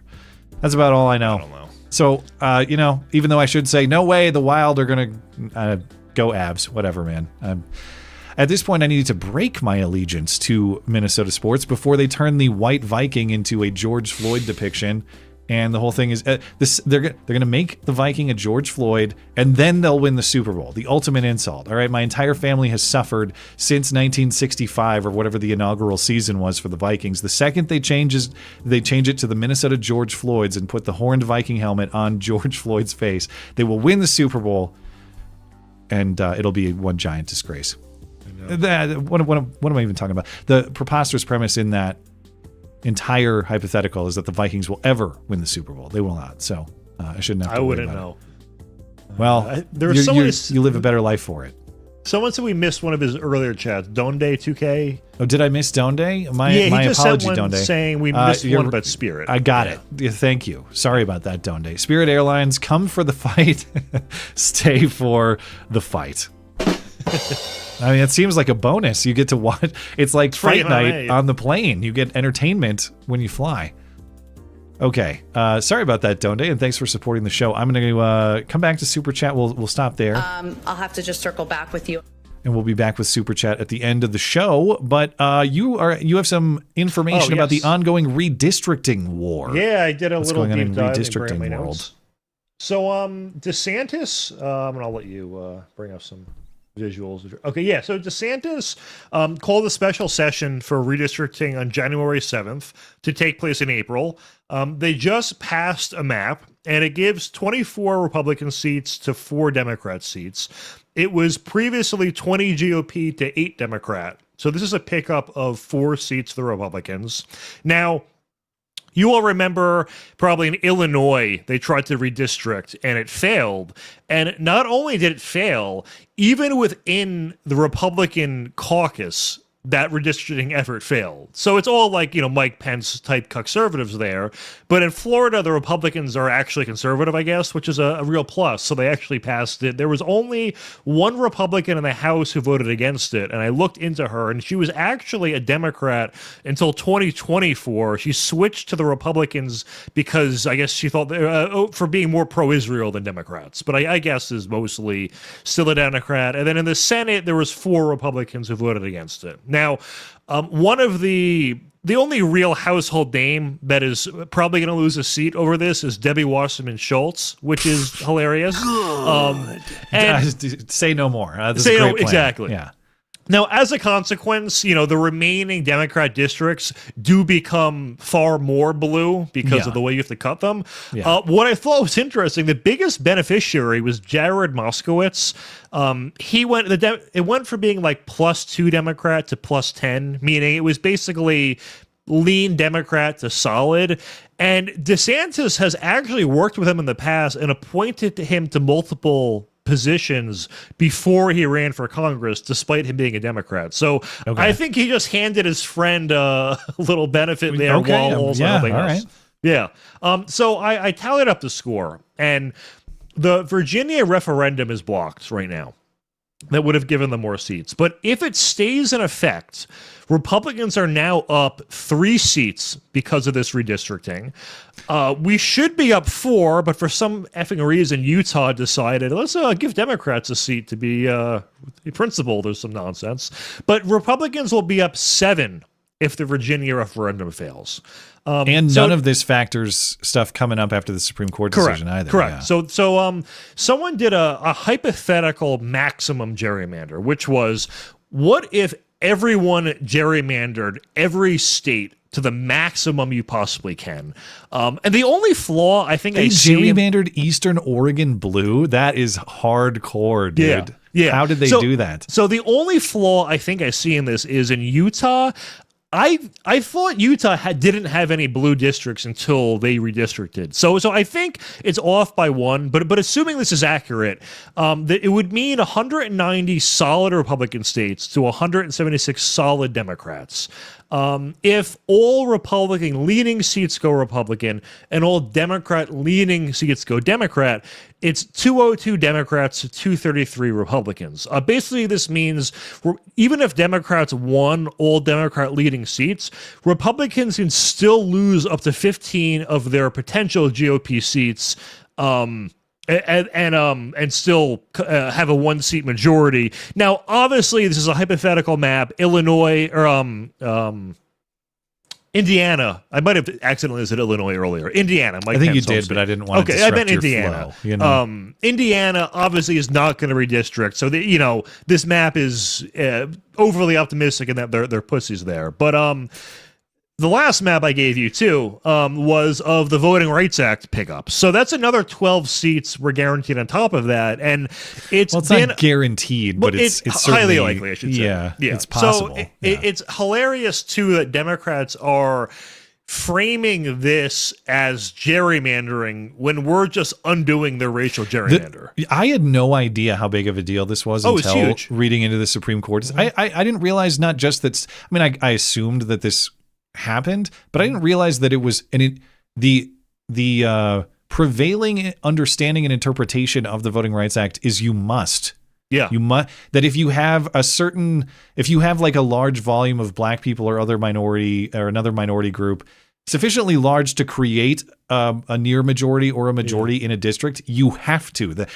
Even though the Voting Rights Act doesn't say that, that's how it was applied by the courts, which is complete insanity. That's not what the law says. That's not what they meant. But you're exactly right that when we talk about this so-called gerrymandering in response to the court decision that happened this week, no, it's just undoing unconstitutional First of all, it's unconstitutional in that it creates racial distinctions that are prohibited by the 14th and 15th Amendments. But second of all, it's not even what the statute in question, the Voting Rights Act, says. And I loved Thomas's opinion. That's not what the Voting Rights Act says. This is bullshit. See you later. It's like 2 paragraphs, and it was correct. Yeah. Anyway, sorry. I found it to be very interesting, that whole case. And to make a sort of tongue-in-cheek boomer talking point, black people in the South will now be represented by the people the party that freed the slaves. Got a little PragerU talking point in me. But no, on a more serious... We love Abraham Lincoln so much, best president of all time. He was the greatest ever. He would have voted for Trump. Actually, he probably would have, but what am I even kidding? But the thing is, though, like, black people's lives will be better off being represented by Republicans. Like, they're voting against their self-interest, and they've been doing it for a century now, and nothing's ever gotten better, ever. I've seen some polling. I know that it's sort of a cope talking point and maybe a little bit of a boomer talking point like you were talking about, to say that, oh, haven't you seen the Republican gains with black voters, especially in 2024? And it is true. They were at historic highs. Yeah. The polling now suggests that a lot of that is holding. Yeah. So we'll see if that does hold. I know that we're talking about, hey, now it's 80-20 or 85-15 instead of 90-10. Yeah. What a great rallying point. Yeah. But I got to respond to this comment. Palumbo is speaking gibberish. So do Republicans win or lose? Attention, retard. I just said we're up 7 seats. Like, are you listening? The R word. Jesus Christ, this these is fucking shameful. people, man. Sorry, anyway. Wait, okay. On a serious note, That is me being serious. Okay, but you got to let the chat go a little bit. They rip everybody. Yeah, let's just maybe use our ears here and there. But anyway, okay, go ahead. That's all my talking points I had. All right, I'm just saying, like, we can't. Thank you for listening to the show. Oh, sorry. I mean, thanks for listening to the show. I'll be clear next time. No, and yes, I'm very. You can call me retarded and gay in the chat. That's part of what the chat is about. Yeah. It's just maybe let's listen to the segment. But so anyway, Republicans are up 7 seats so far if Virginia fails, and we're good for another 12 here. Mississippi and Tennessee are going to be next, so there could be another 1 or 2 coming up. Yeah. Yeah. And I will say... Which I should clarify is good for Republicans. The Republicans will have more seats, which is good for Republicans. Well, thank you for this highly regarded, highly informed, highly correct segment. Good God. With absolute... I'm trying, calm down, all right? Sorry, it's just... You need another bathroom break here? All right. No, fine. What do you think I've been drinking? No, we gotta. If I got mad for every time I was called retarded and gay in the chat, I would be. It's the only time. It's just like I said it 30 seconds ago, man. All right. Anyway. Well, he might not have heard it yet. It takes a while for the show to go off into space and get to it was his. 2 minutes ago. Then I'm revising my answer. Anyway. Thank you for that highly regarded segment. I will say, if people want my full thoughts on the Supreme Court decision on the Voting Rights Act and the racial gerrymandering that's happening predominantly in the South, I did a full breakdown on that case posted yesterday, so I won't go through all that again. But very interesting, and to Matt Palumbo's highly regarded point, highly impactful. It's going to change the way congressional seats are assigned in the South, especially. It'll help Republicans, too, yeah. I'm sorry, who's it going to help? The GOP, the party of Lincoln. Okay. Yeah. Right. Okay. Yes. Thank you for that clarification. No okay. I want to talk. I want to get into this a little bit before Hoax 8 here. you sent me this earlier in the week, and that was even before I saw Congressman Shri Thannedar. Speaking this of was people such who a good exchange. Need to be redistricted out of Congress, even though he won't be. He represents what, like the Arab and Indian communities in Michigan or something? Is that where he's from? Is his district racially gerrymandered? I don't know. Anyway, normally I don't care much for congressional dunks and congressional hearing dunks and hysterics. You know, these members of Congress, they all gather around in their panel and they try to form sound bites against their political enemies, and we act like they act like they did something and they accomplished something, and then nothing ever actually gets done. So I don't have much of an appetite for it. However, this exchange with Congressman Brandon Gill from Texas and Congressman Shri Thannedar from Michigan, some pretty impressive evil even for Congress. So last week, the House, the Committee on Weaponization of Government, that's looking back at a lot of Biden era stuff, looking at the FACE Act. And of course, the FACE Act is the federal law that makes it a crime on paper to obstruct access to healthcare facilities. Now, in practice with Biden, that law was really stretched a lot of different ways to go after people, in many cases, just protesting outside of abortion clinics. Now, are abortion clinics healthcare? Yeah, that's its own separate debate. And then what constitutes obstruction? Because, of course, you also have a First Amendment right to be protesting these places as long as you're not getting physical. Now, in fairness, some of them did get physical. Some of them actually chained doors. Some of them got physical with their obstruction. That did happen. But some of these prosecutions were ridiculous. And, of course, that's why they're being investigated, is because they, by the letter of the law, they were extreme stretches, whether you agree with the law philosophically or not. So they're having these hearings on the FACE Act. Congressman Brandon Gill is talking to the witness who, her name is Jessica Waters, or I think it's Waters. I don't know.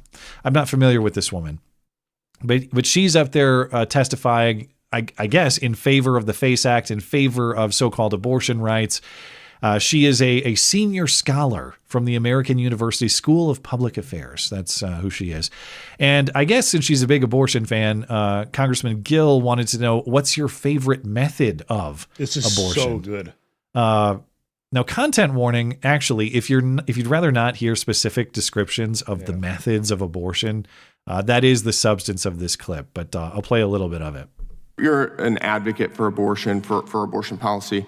What's your favorite type of abortion? I am an advocate for patients having access to the full realm of reproductive health care.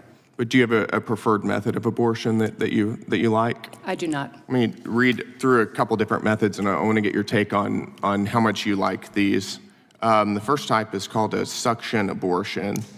This is when the cervix is dilated and a strong suction, 29 times the power of a household vacuum cleaner, tears the baby's body apart and sucks it through the hose into a container. Do you prefer that method? I stand by my former testimony. This one is called dilation and curettage. After dilation of the cervix, a sharp looped knife is inserted into the uterus. The baby's body is cut into pieces and extracted, often by suction.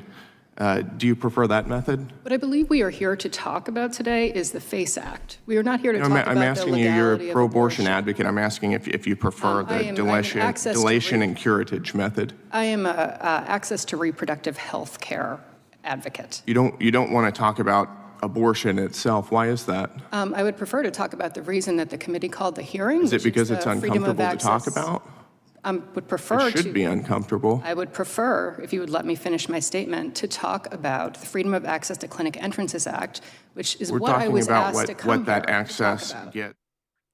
Okay, so Brandon Gill shares that clip on X. Today I asked an abortion advocate what her favorite method of abortion is. And that brings the response from Congressman Shri Thannedar, the Indian guy in the toupee from Michigan.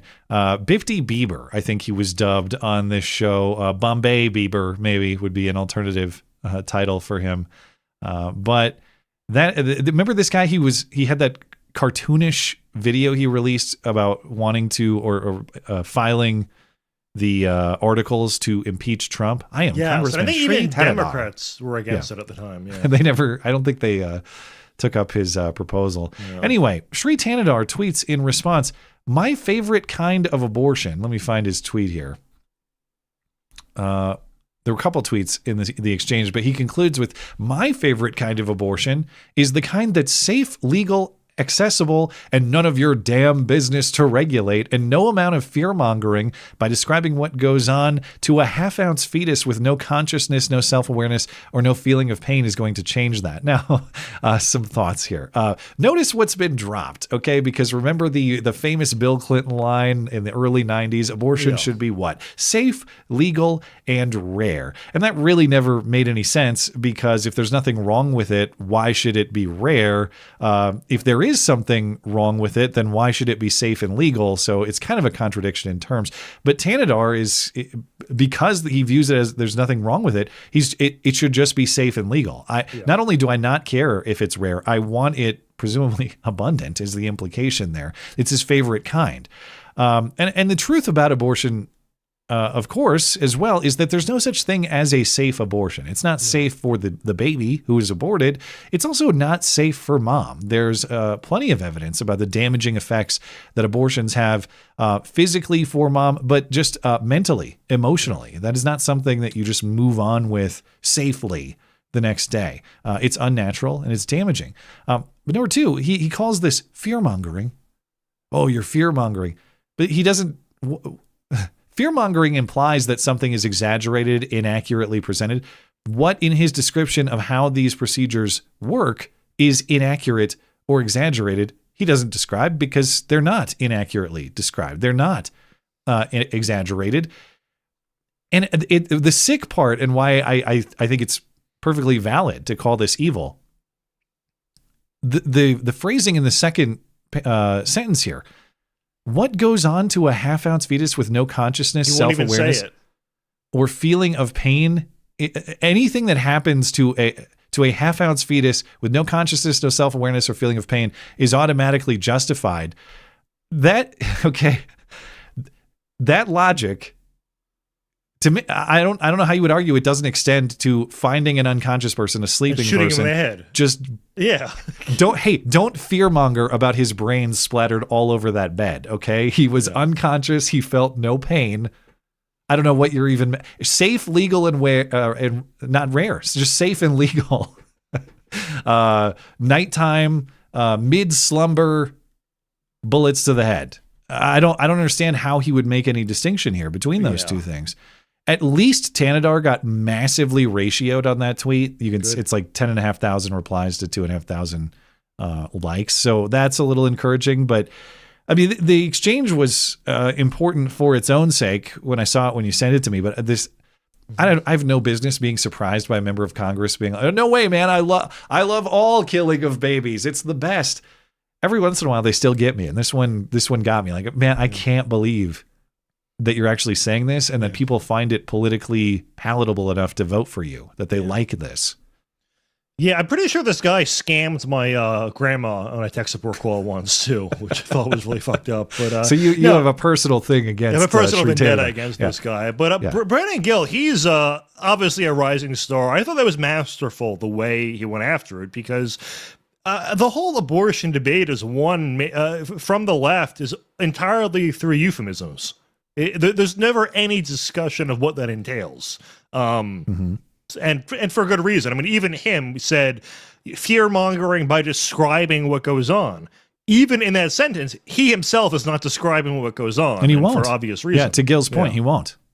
Yeah. Because when you do describe, the only defense they have is the procedures you're describing are a minority of abortions. They are less common than, say, the abortion pill, chemical abortion, that sort of thing. But here's the thing. We have a lot of states where you can get an abortion the day before a woman's going to give birth, and these same exact people will also defend that abortion. So and that's if they were to raise that objection. Well, that's what you're talking about is such a small percentage. Okay, will you grant that they're wrong? No, of course not. There's nothing wrong with them.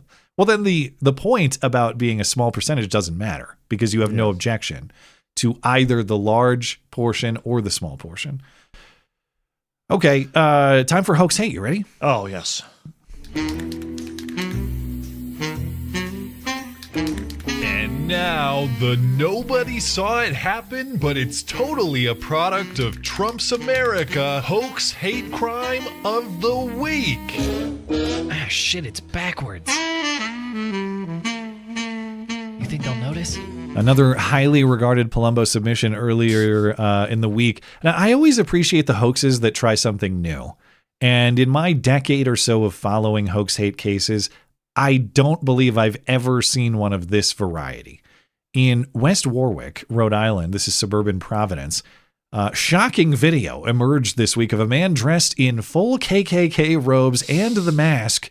He was just marching around town at 2 a.m. on Monday. That, of course, is the same time that the MAGA country henchmen come to beat up black people getting Subway sandwiches in Chicago. 2 a.m. is the time where these sorts of events happen. Witness Ryan Fitzgerald, who we'll hear from momentarily, air quotes witness, actual participant. I think he's the guy in the costume, actually. But at the time, witness Ryan Fitzgerald captured video with his brother Sean. The KKK wizard was spotted on surveillance video at area businesses as well. Here's the original report. When you see a pointy hood and two eyeballs staring at you, I mean, what the hell else is it? A real double-take moment in West Warwick Monday night. It doesn't look like the boogeyman, right? It looked like the KKK to me. Ryan Fitzgerald says he and his brother spotted the figure around 2 a.m. They were driving through West Warwick when something caught their eye and didn't sit right. And I'm like, this is weird because I know there's racism around here, but not like that.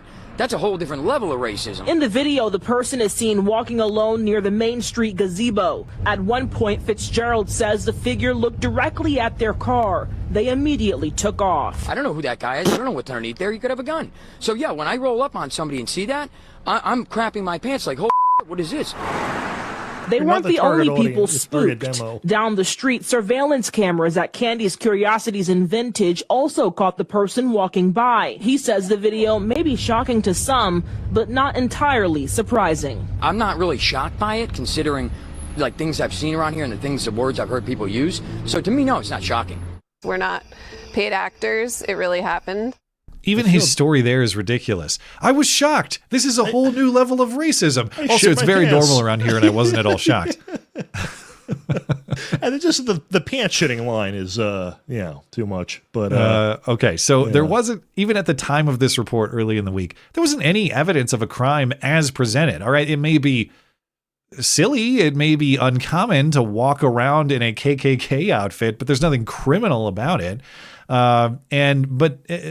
So anyone who bought this at face value, which there were plenty of people who did, you're a ridiculous person for believing that this happened in the first place. But of course, by week's end, it was not just a proven, but it admitted hoax. And that guy we just heard from in the story there, Ryan Fitzgerald, he admitted that he concocted this whole thing with his brother Sean. Here is the report of them admitting to it.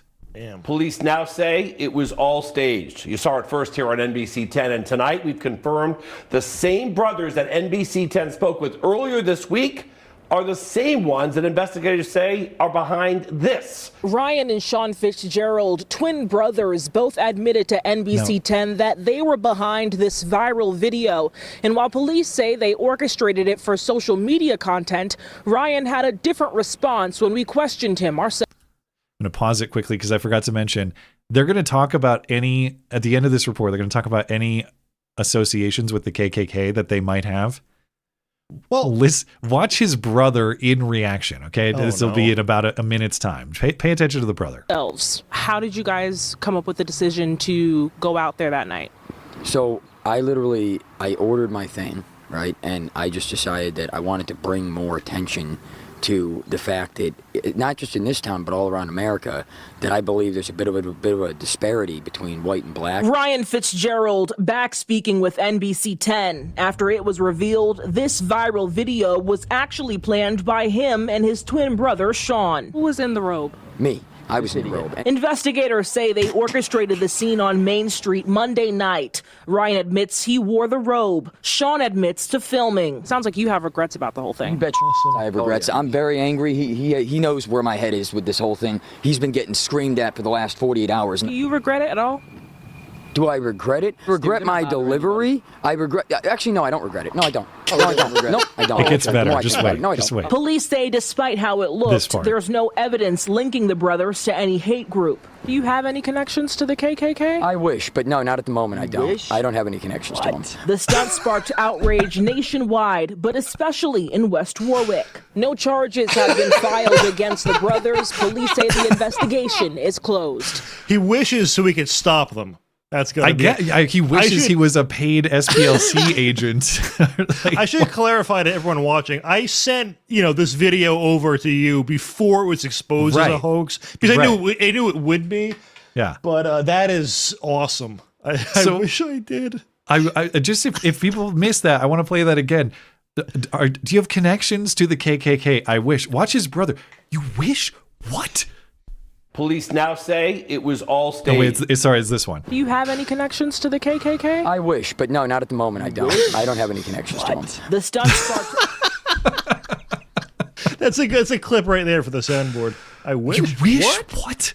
Oh man. Okay, so hoaxer Ryan's reasoning is that people are racist, so he did this as a stunt to demonstrate and emphasize how racist people are. But of course, as always. When people, I did this sure, this was fake, but the spirit of it is true. If it was true that it's relatively normal for KKK guys to be walking around like this, then the stunt would never have been done. Because in addition to demonstrating what is supposedly real racism, even though no one would notice or care if this was in fact common, the other part of his admission is I did it for social media engagement. I was trying to go viral on social media.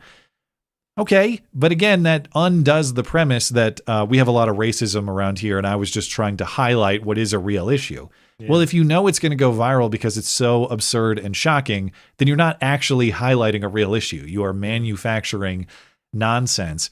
And there are no reports of charges against these hoaxers, as you heard in the news report there. Police do say in their press release about this case that the investigation is closed. So that implies that there won't be any charges against them. And my first thought was, well, did they call police? Because you'd think there'd be a false police report involved here. I tried to read as much about it as I could. I don't think they actually contacted police, which would be the reason. Smart, I guess. Well, yeah, I mean, you're an idiot if you intentionally file a fake report like that, because you're gonna be criminally liable. It sounds like they just did the stunt and posted the video and went to the news station and got the story. But I don't think they actually lied to law enforcement. So this is immoral. This is bad. It's wrong.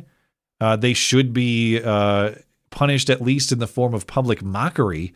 But I don't see a way that they actually created legal liability for themselves. Yeah. I just think it's awesome that he admitted that he made himself shit his own pants on TV. I don't know if we got clarification on was the I pants couldn't tell which real? was which. I mean, they said they were twin, right?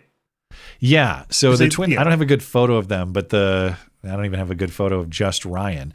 But the thing about Ryan, too, I'll emphasize, the guy you hear doing most of the talking, he's the one who made the initial report about how shocked he was to see this, and he admits to being actually the guy. He presented it as though he recorded the video originally. He actually, his brother recorded the video, and he did the walking in the robes. And what I don't understand about the brother, Sean, who recorded the video, I'm so mad at my brother. He knows how I feel about this. Man, I'm pissed. But what were you thinking when you were recording your brother walking in the robes? Like he's talking as though he realized after the fact that it was fake. But he was an active participant in the faking. So I don't really understand what he means. And then he's shocked that his brother wishes he was in the KKK. And then he had to do it at 2 a.m. because if you try that during the daytime, you're going to get your ass kicked, which would then disprove the whole premise of everyone's racist. That's why he did it. You're right. That people would have called the cops on him. People would have potentially physically intervened with him. Yeah. Anyway, last story tonight is kind of hoax hate.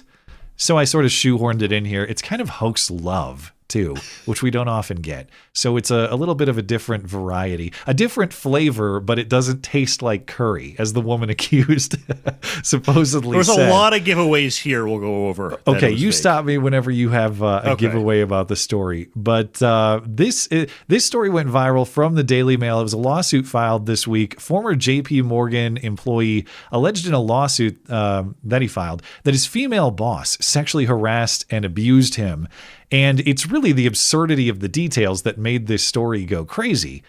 You have Lorna Hajdini. Now, you said that this one, so you mentioned that the ethnic pairing here is unlikely. She is Albanian. Is that what you're saying? Yeah, they would never go for that ever. Okay. Very beautiful Albanian woman.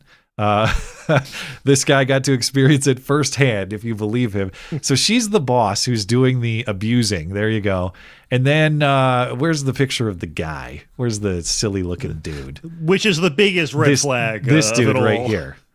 I guess he's Indian or some country around there. His Some name ethnic, is Chairayu Rana. Okay.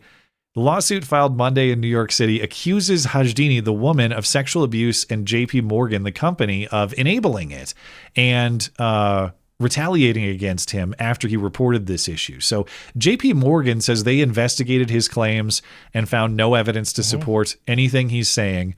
According to this guy, Rana, who filed the lawsuit, his boss's abuse started immediately when this pair started working together in the spring of 2024. Again, she's the boss.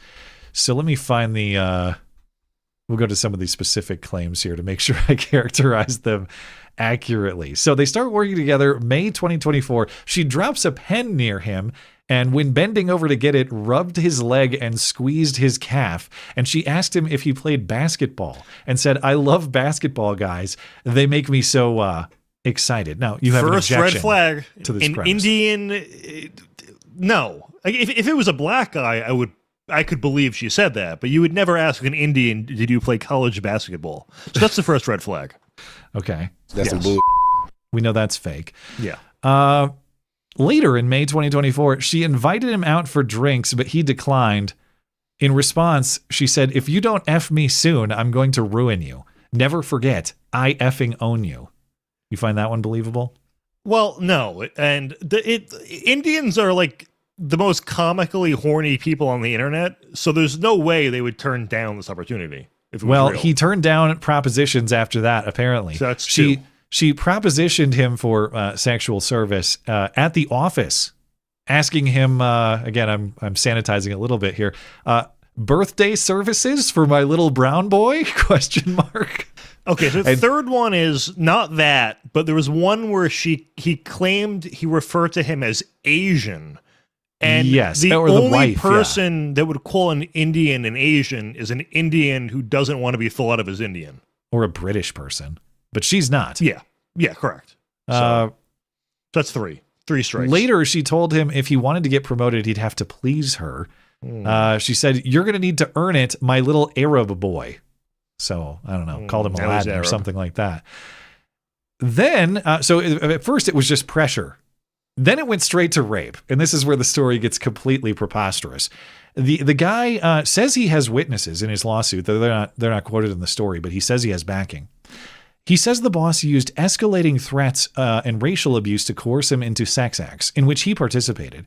He says she drugged him with date rape drugs. At one point, she showed up at an apartment where she knew he was going to be, somehow cornered him, I guess, removed her shirt and said, "I bet your little Asian fish head wife doesn't have these cannons."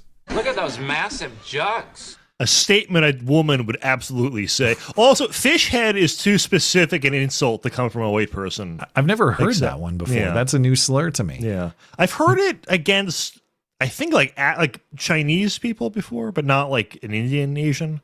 I think, okay, I think it is a thing. I just don't think a woman would say it, is more my stance. Well, after she was done showing off her cannons, she forcibly removed his pants and forcibly performed sex acts on him. And he continued to protest, but he couldn't stop her, and he began to cry. Stop being such a pussy. And she scolded him and admonished him for not being able to maintain himself. Then she said to him, "Stop fucking crying. You think anyone would ever believe you? You're a fucking douchebag who thinks he's hot shit, but you can't ever get your, you can't ever maintain for me. What the fuck is this?" Then she ordered him to perform acts on her, and he complied out of fear he would face retaliation. Oh, yeah. So she really had control of this situation, physically, emotionally, all of it. Then there was a second rape. He says that she forced him to suck on her toes and other things, but she made the racist remark during this encounter that she's very glad he doesn't taste like curry. So she had disputes with his performance throughout, but she was glad to learn he does not taste like curry. So again, JP Morgan, the company, they investigated, they found no evidence. The woman, Hajdini, still employed at the company. She issued a statement denying all the accusations. Now, if I had to guess what's going on here, I would guess it's one of two things, and maybe it could be a combination of both, I suppose. No, it could be just a complete scam fabrication to try to get money out of the company, or there is some truth. The Indian dude, Rana, is married. Remember, he has a fish head wife with tiny cannons. He is married. Maybe these two did have something happen between them, and rather than own up to it, he created this ridiculous story to try to cover his tracks, make himself a victim, maybe get a paycheck out of it too. A couple I do have some other notes on some smaller pieces of the story. Do you have any other thoughts before I get into those? I know JP Morgan refuted the claims. I didn't know if they had anything damning on him, though, that had motivation in those documents. I didn't see that. Just that they said they investigated and they didn't find any merit to what he was saying. Yeah. First of all, the law. A couple of interesting side pieces. The lawsuit was actually retracted on Friday, but for corrections. So you actually can't find it on whatever the public website is for these lawsuits in New York. It's taken down now, but it's not as though the lawsuit's going away, is my understanding of his legal team. They want to make corrections and bring it back, though I don't know if we have information on what those corrections are. And then this is another interesting piece. There's competing interpretations about this, but per the New York Post, this guy apparently consulted Ask a Lawyer, which is like Lawyerly AI or something like that. You get legal advice at askalawyer.com, but it's from the robots apparently. But 10 months ago, he went to, and this is public, like if you ask the robot a question on this website, I guess it's public. 10 months ago, he went to Ask a Lawyer. He described this situation generally. He said, I was abused by a superior at work. But the interesting thing about his description there is he described his abuser as a man.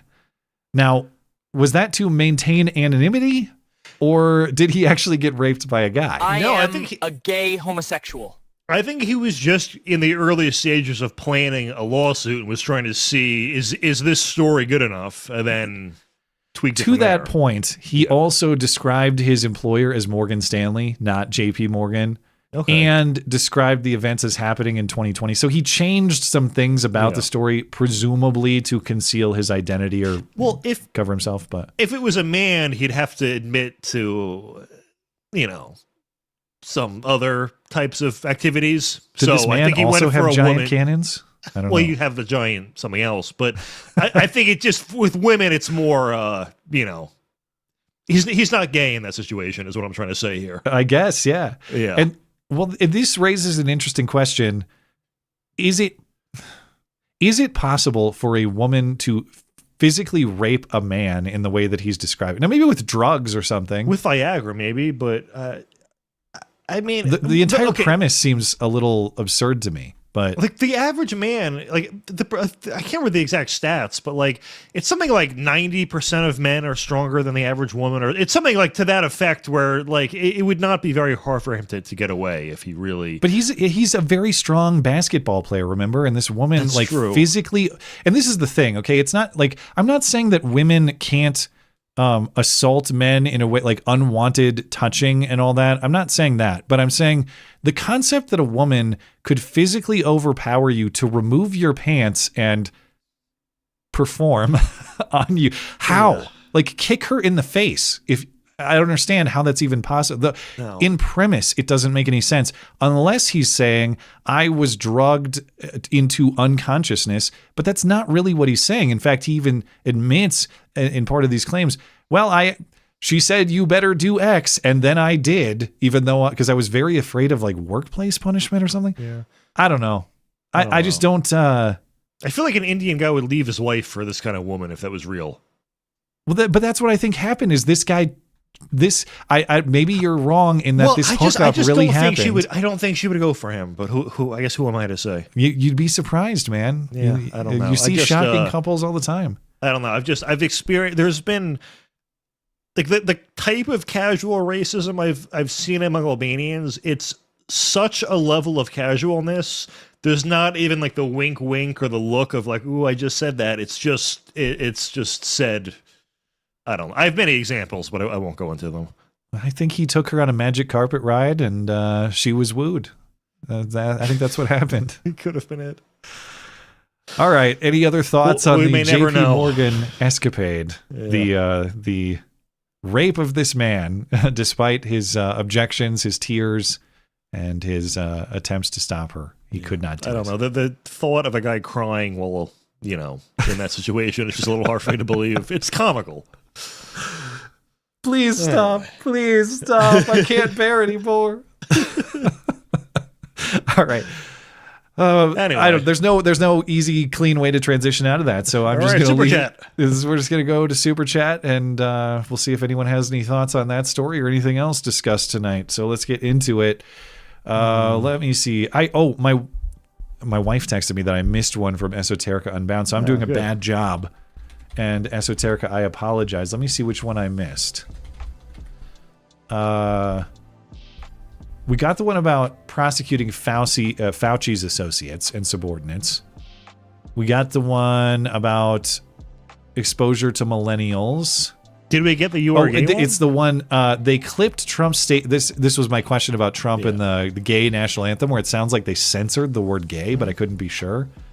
They clipped Trump's statement because he happened to be speaking in the "don't say gay" state. That's a good. You can't say gay in Florida, remember? Oh yeah, they put you to death. Right, he was just honoring state law. That's correct. Thank you, Esoterica.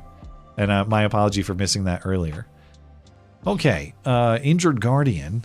Oh, wait. Hold on. I missed a few here. Donde said you missed my super chat about Spirit Airlines. I think that was the... Right. Yeah, we went back and got that one. Sorry about that, but thank you. All right. Brendan Lucas says, update on a former member of my stream who I choose not to initiate conflict with anymore, but I also read people's super chats because I appreciate them and their support for the show.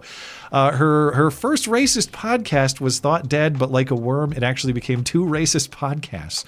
We'll update on any further bifurcations. Hey, great. I am not wasting my time evaluating the performance of people who treated me the way they treated me. I'm moving on with my life, and that doesn't mean that I operate with malice. I want people to succeed and be happy in life, but I mean, it worked out for me, so I can't complain. Highly regarded opportunity. Very highly. Very highly. Tim, and thank you, Brennan. Appreciate it. Tim says, got to push back on the stupid argument, sorry, Matt P., about the meaning of 86. People say working in a restaurant that meant throwing things out. Do you think Comey picked up 86 doing restaurant work as director of law enforcement agency?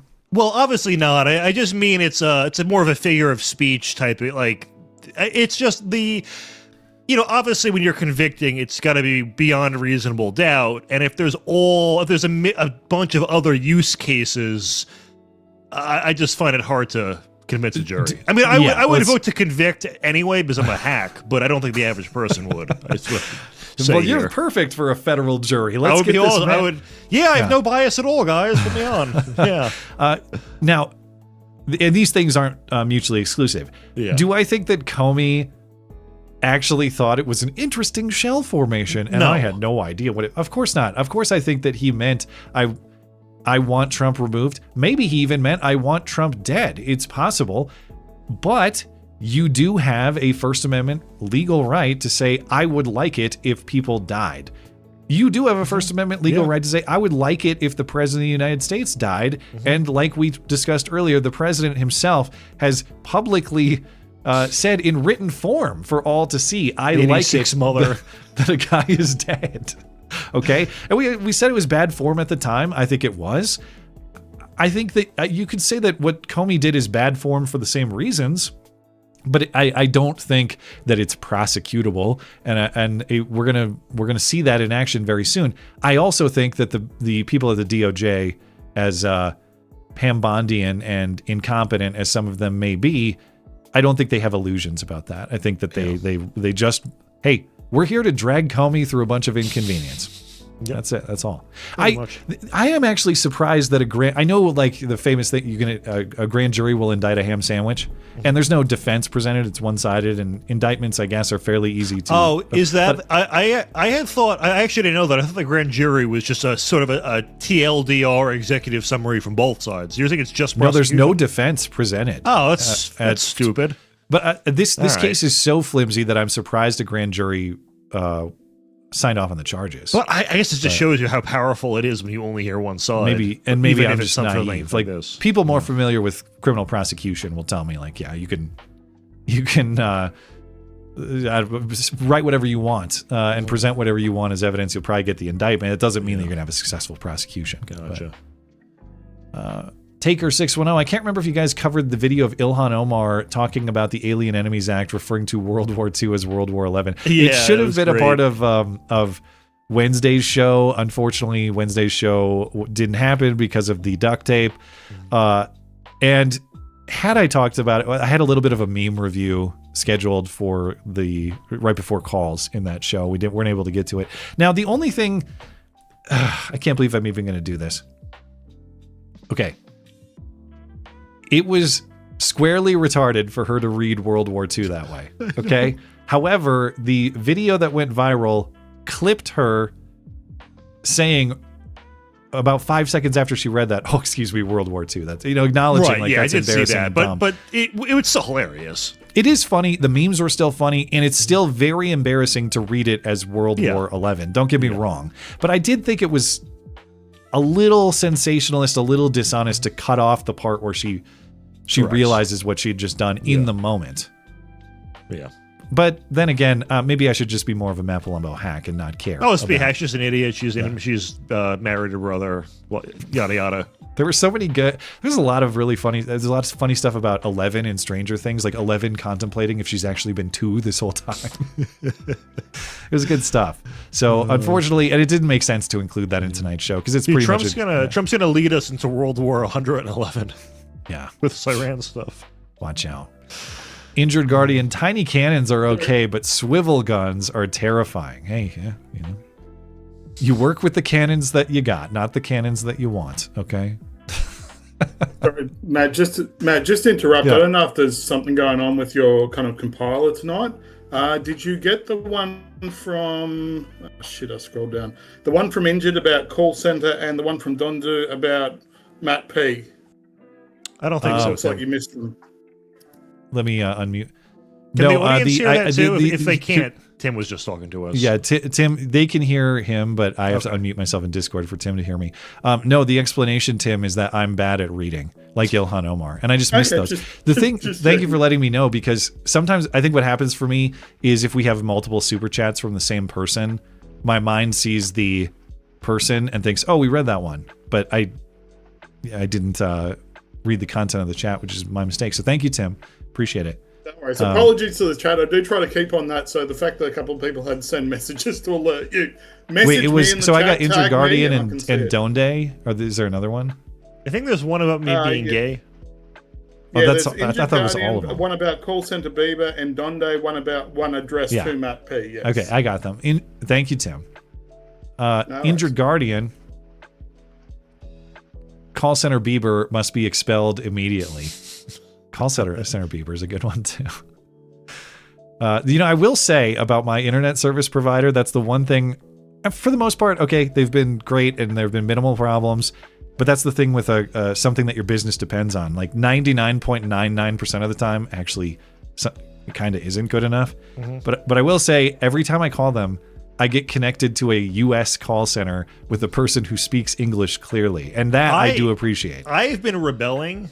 And I've actually been inspired by Trump, because anytime he calls in a reporter with a thick accent, he just moves on to someone else. Yeah. When I hear that Indian accent, I just go, no, we're not doing this. Click. And there have been times I've gotten called back by a non-Indian from the company. Really? So this is like one of those. It's like the secret menu at a restaurant. You got to know.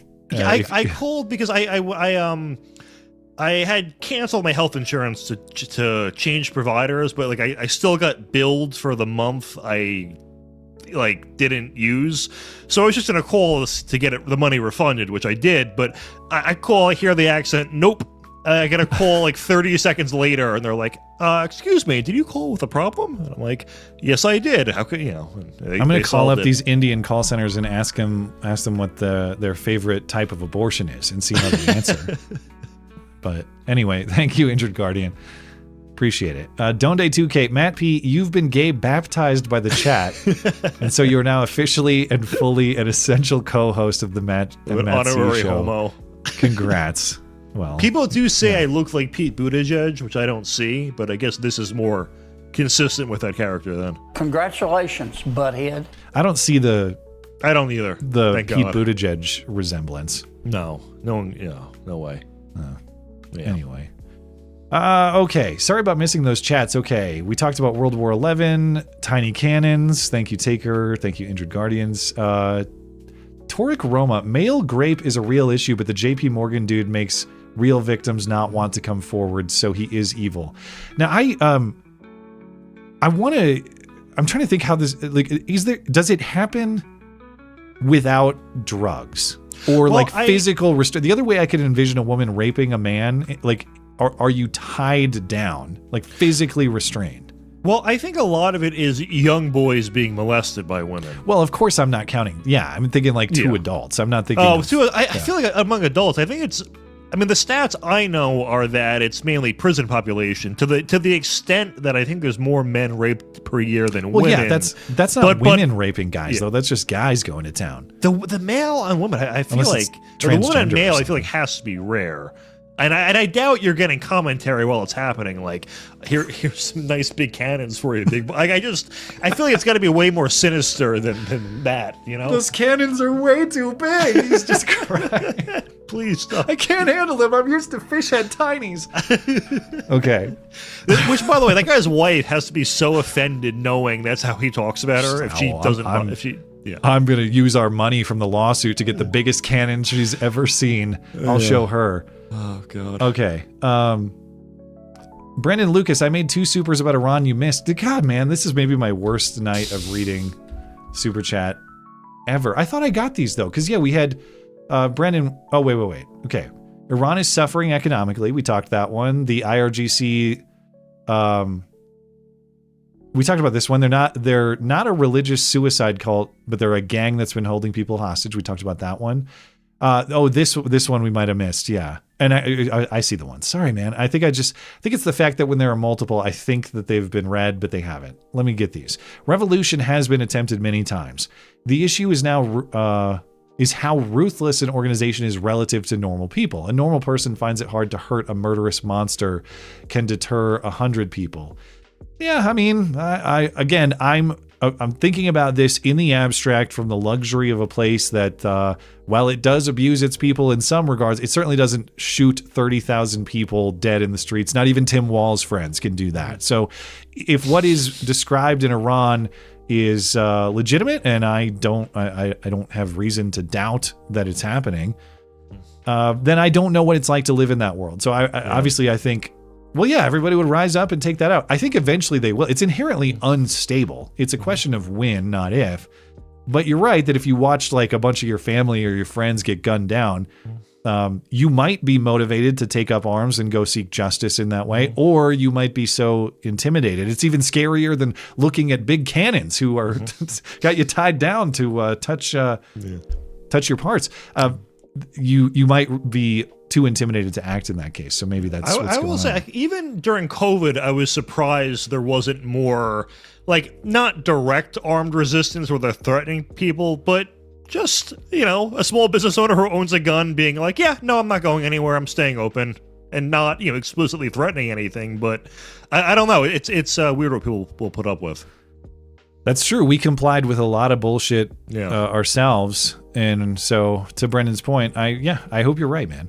He also says UAE screaming at Saudi and not accept a come together after all this is said and done is a big deal. So this is the UAE leaving OPEC, right? It also stops China sort of palling around with OPEC as a group and leveraging them against the US. Now, I know so little about OPEC politics and how all these Middle Eastern countries get along or don't get along with each other. I know that, like, from the West, we think of all these Muslim countries as like similar in worldview and they're really like not, but allies by default. But the reality is a lot of them hate each other. A lot of them hate Iran, and they have their own regional rivalries as well. So I couldn't tell you, like, oh, the UAE leaving OPEC means X, Y, and Z. I'll take your word for it. For me to offer an opinion on it means this or that, I'm guessing. That's not something I have a lot of information on. It is crazy we let a legal cartel run the oil market. Well, it's international, right? I mean, what are we going to do about it other than bomb them to hell and delete their entire civilization? But we're working on it. We're waiting for Road and Bridge Day. It's coming sometime. Tim says, holy shit, Shri Thannedar looks like a Madame Tussauds wax figure with a... I don't even know who that is. Madame Tussauds, it's a famous wax museum. They do it's like a tourist trap in New York City. But Speaking I'm sure of it exists elsewhere. reading things wrong. Okay, so he looks like a wax figure with a bad-fitting wig. Yeah. I mean, there's no way there's a more ridiculous-looking Indian dude. Hold my curry. Also, I do have to correct you and take her. Her name is Eleven Han. That's right. It's not Ilhan Omar. It's 11 Han. That was another good one that would have been discussed Wednesday were it not for the duct tape. Donnie over on Rumble, Donnie 5000. If she says she is on birth control when she isn't, okay, would that change a man's consent to sexual activity? That would be a unique form of. You could characterize that as a form of rape insofar as it is sexual contact or activity under false premises, which is the same reason that the fraudulent blowies from the trannies is that's if you consider that female on male, it is a form of rape. It is sexual contact under false premises. So I could see that. That does make sense to me. What I'm talking about is the traditional form, the physical overpowering form of rape possible in this way. And I just don't get it without physical restraint or drugs. He is saying drugs, but he's also saying I was aware and conscious and participant enough to object, to cry, to try to talk her down from this. Yeah. Why can't he just kick her in the face? That's the other part of it too, is like, she overpowered you to taste your curry? Like, how does she overpower you with her face? But that's what he's alleging. So, I don't know. Yeah. I mean, if this is a real story, it's the first time it's ever happened, ever. Yeah, but it's not common, I would imagine. Yeah. Okay, let me give a quick refresh here. I think we're good to call it a night. But I don't want to miss anyone's chats. Again, if I miss chats, which sometimes happens, because I'm bad at reading or because sometimes there are tech errors, I don't intend to do that. Please assume it was my mistake. Send me an email, and I will happily refund your chats if I miss them, because I want to make sure that when you support the show, you get your chat properly considered, and if I fail to honor that obligation, you are taken care of, and your money is returned. So that is always the offer from me. Appreciate the chatters. Thanks for your patience with me missing chats this evening. But anything else you want to discuss before we're out of here? We're all caught up. Tim asked why I'm sitting like I'm trying to be a cool youth pastor. Well, you've got a reputation to reestablish after the way you were savage tonight. I just won't happen again. I can't believe that someone dared to state that you are lowly regarded, but it's a crazy world. You didn't get the memo. All right. But I'm now a cool youth pastor, so I've come full circle. All right. We will call it I need a there. backwards hat and all that, but that next episode. All right. Thanks for tuning in tonight. Thanks to our live chatters, our super chatters. Again, thanks for your patience with those super chats. Appreciate you making the live show a success. If you're listening on demand later, thank you kindly as well for supporting the show. Thanks to the highly regarded, no matter what anybody says, the highly regarded Matt Palumbo for all his contributions. Find his X account and his latest book on Alex Soros linked in the description. Thanks to producer Tim for keeping the show on track as well. Find everything show-related at mattchristiansenmedia.com or mattis.gay if you prefer brevity. Hey, join the MC Club if you enjoy the show. Plenty of supporter perks for you there. You can help keep the duct tape in operation, or stay in operation. I'm live on Wednesday and Sunday nights if the internet service provider allows it. We'll see you then. Have a great night and a great week.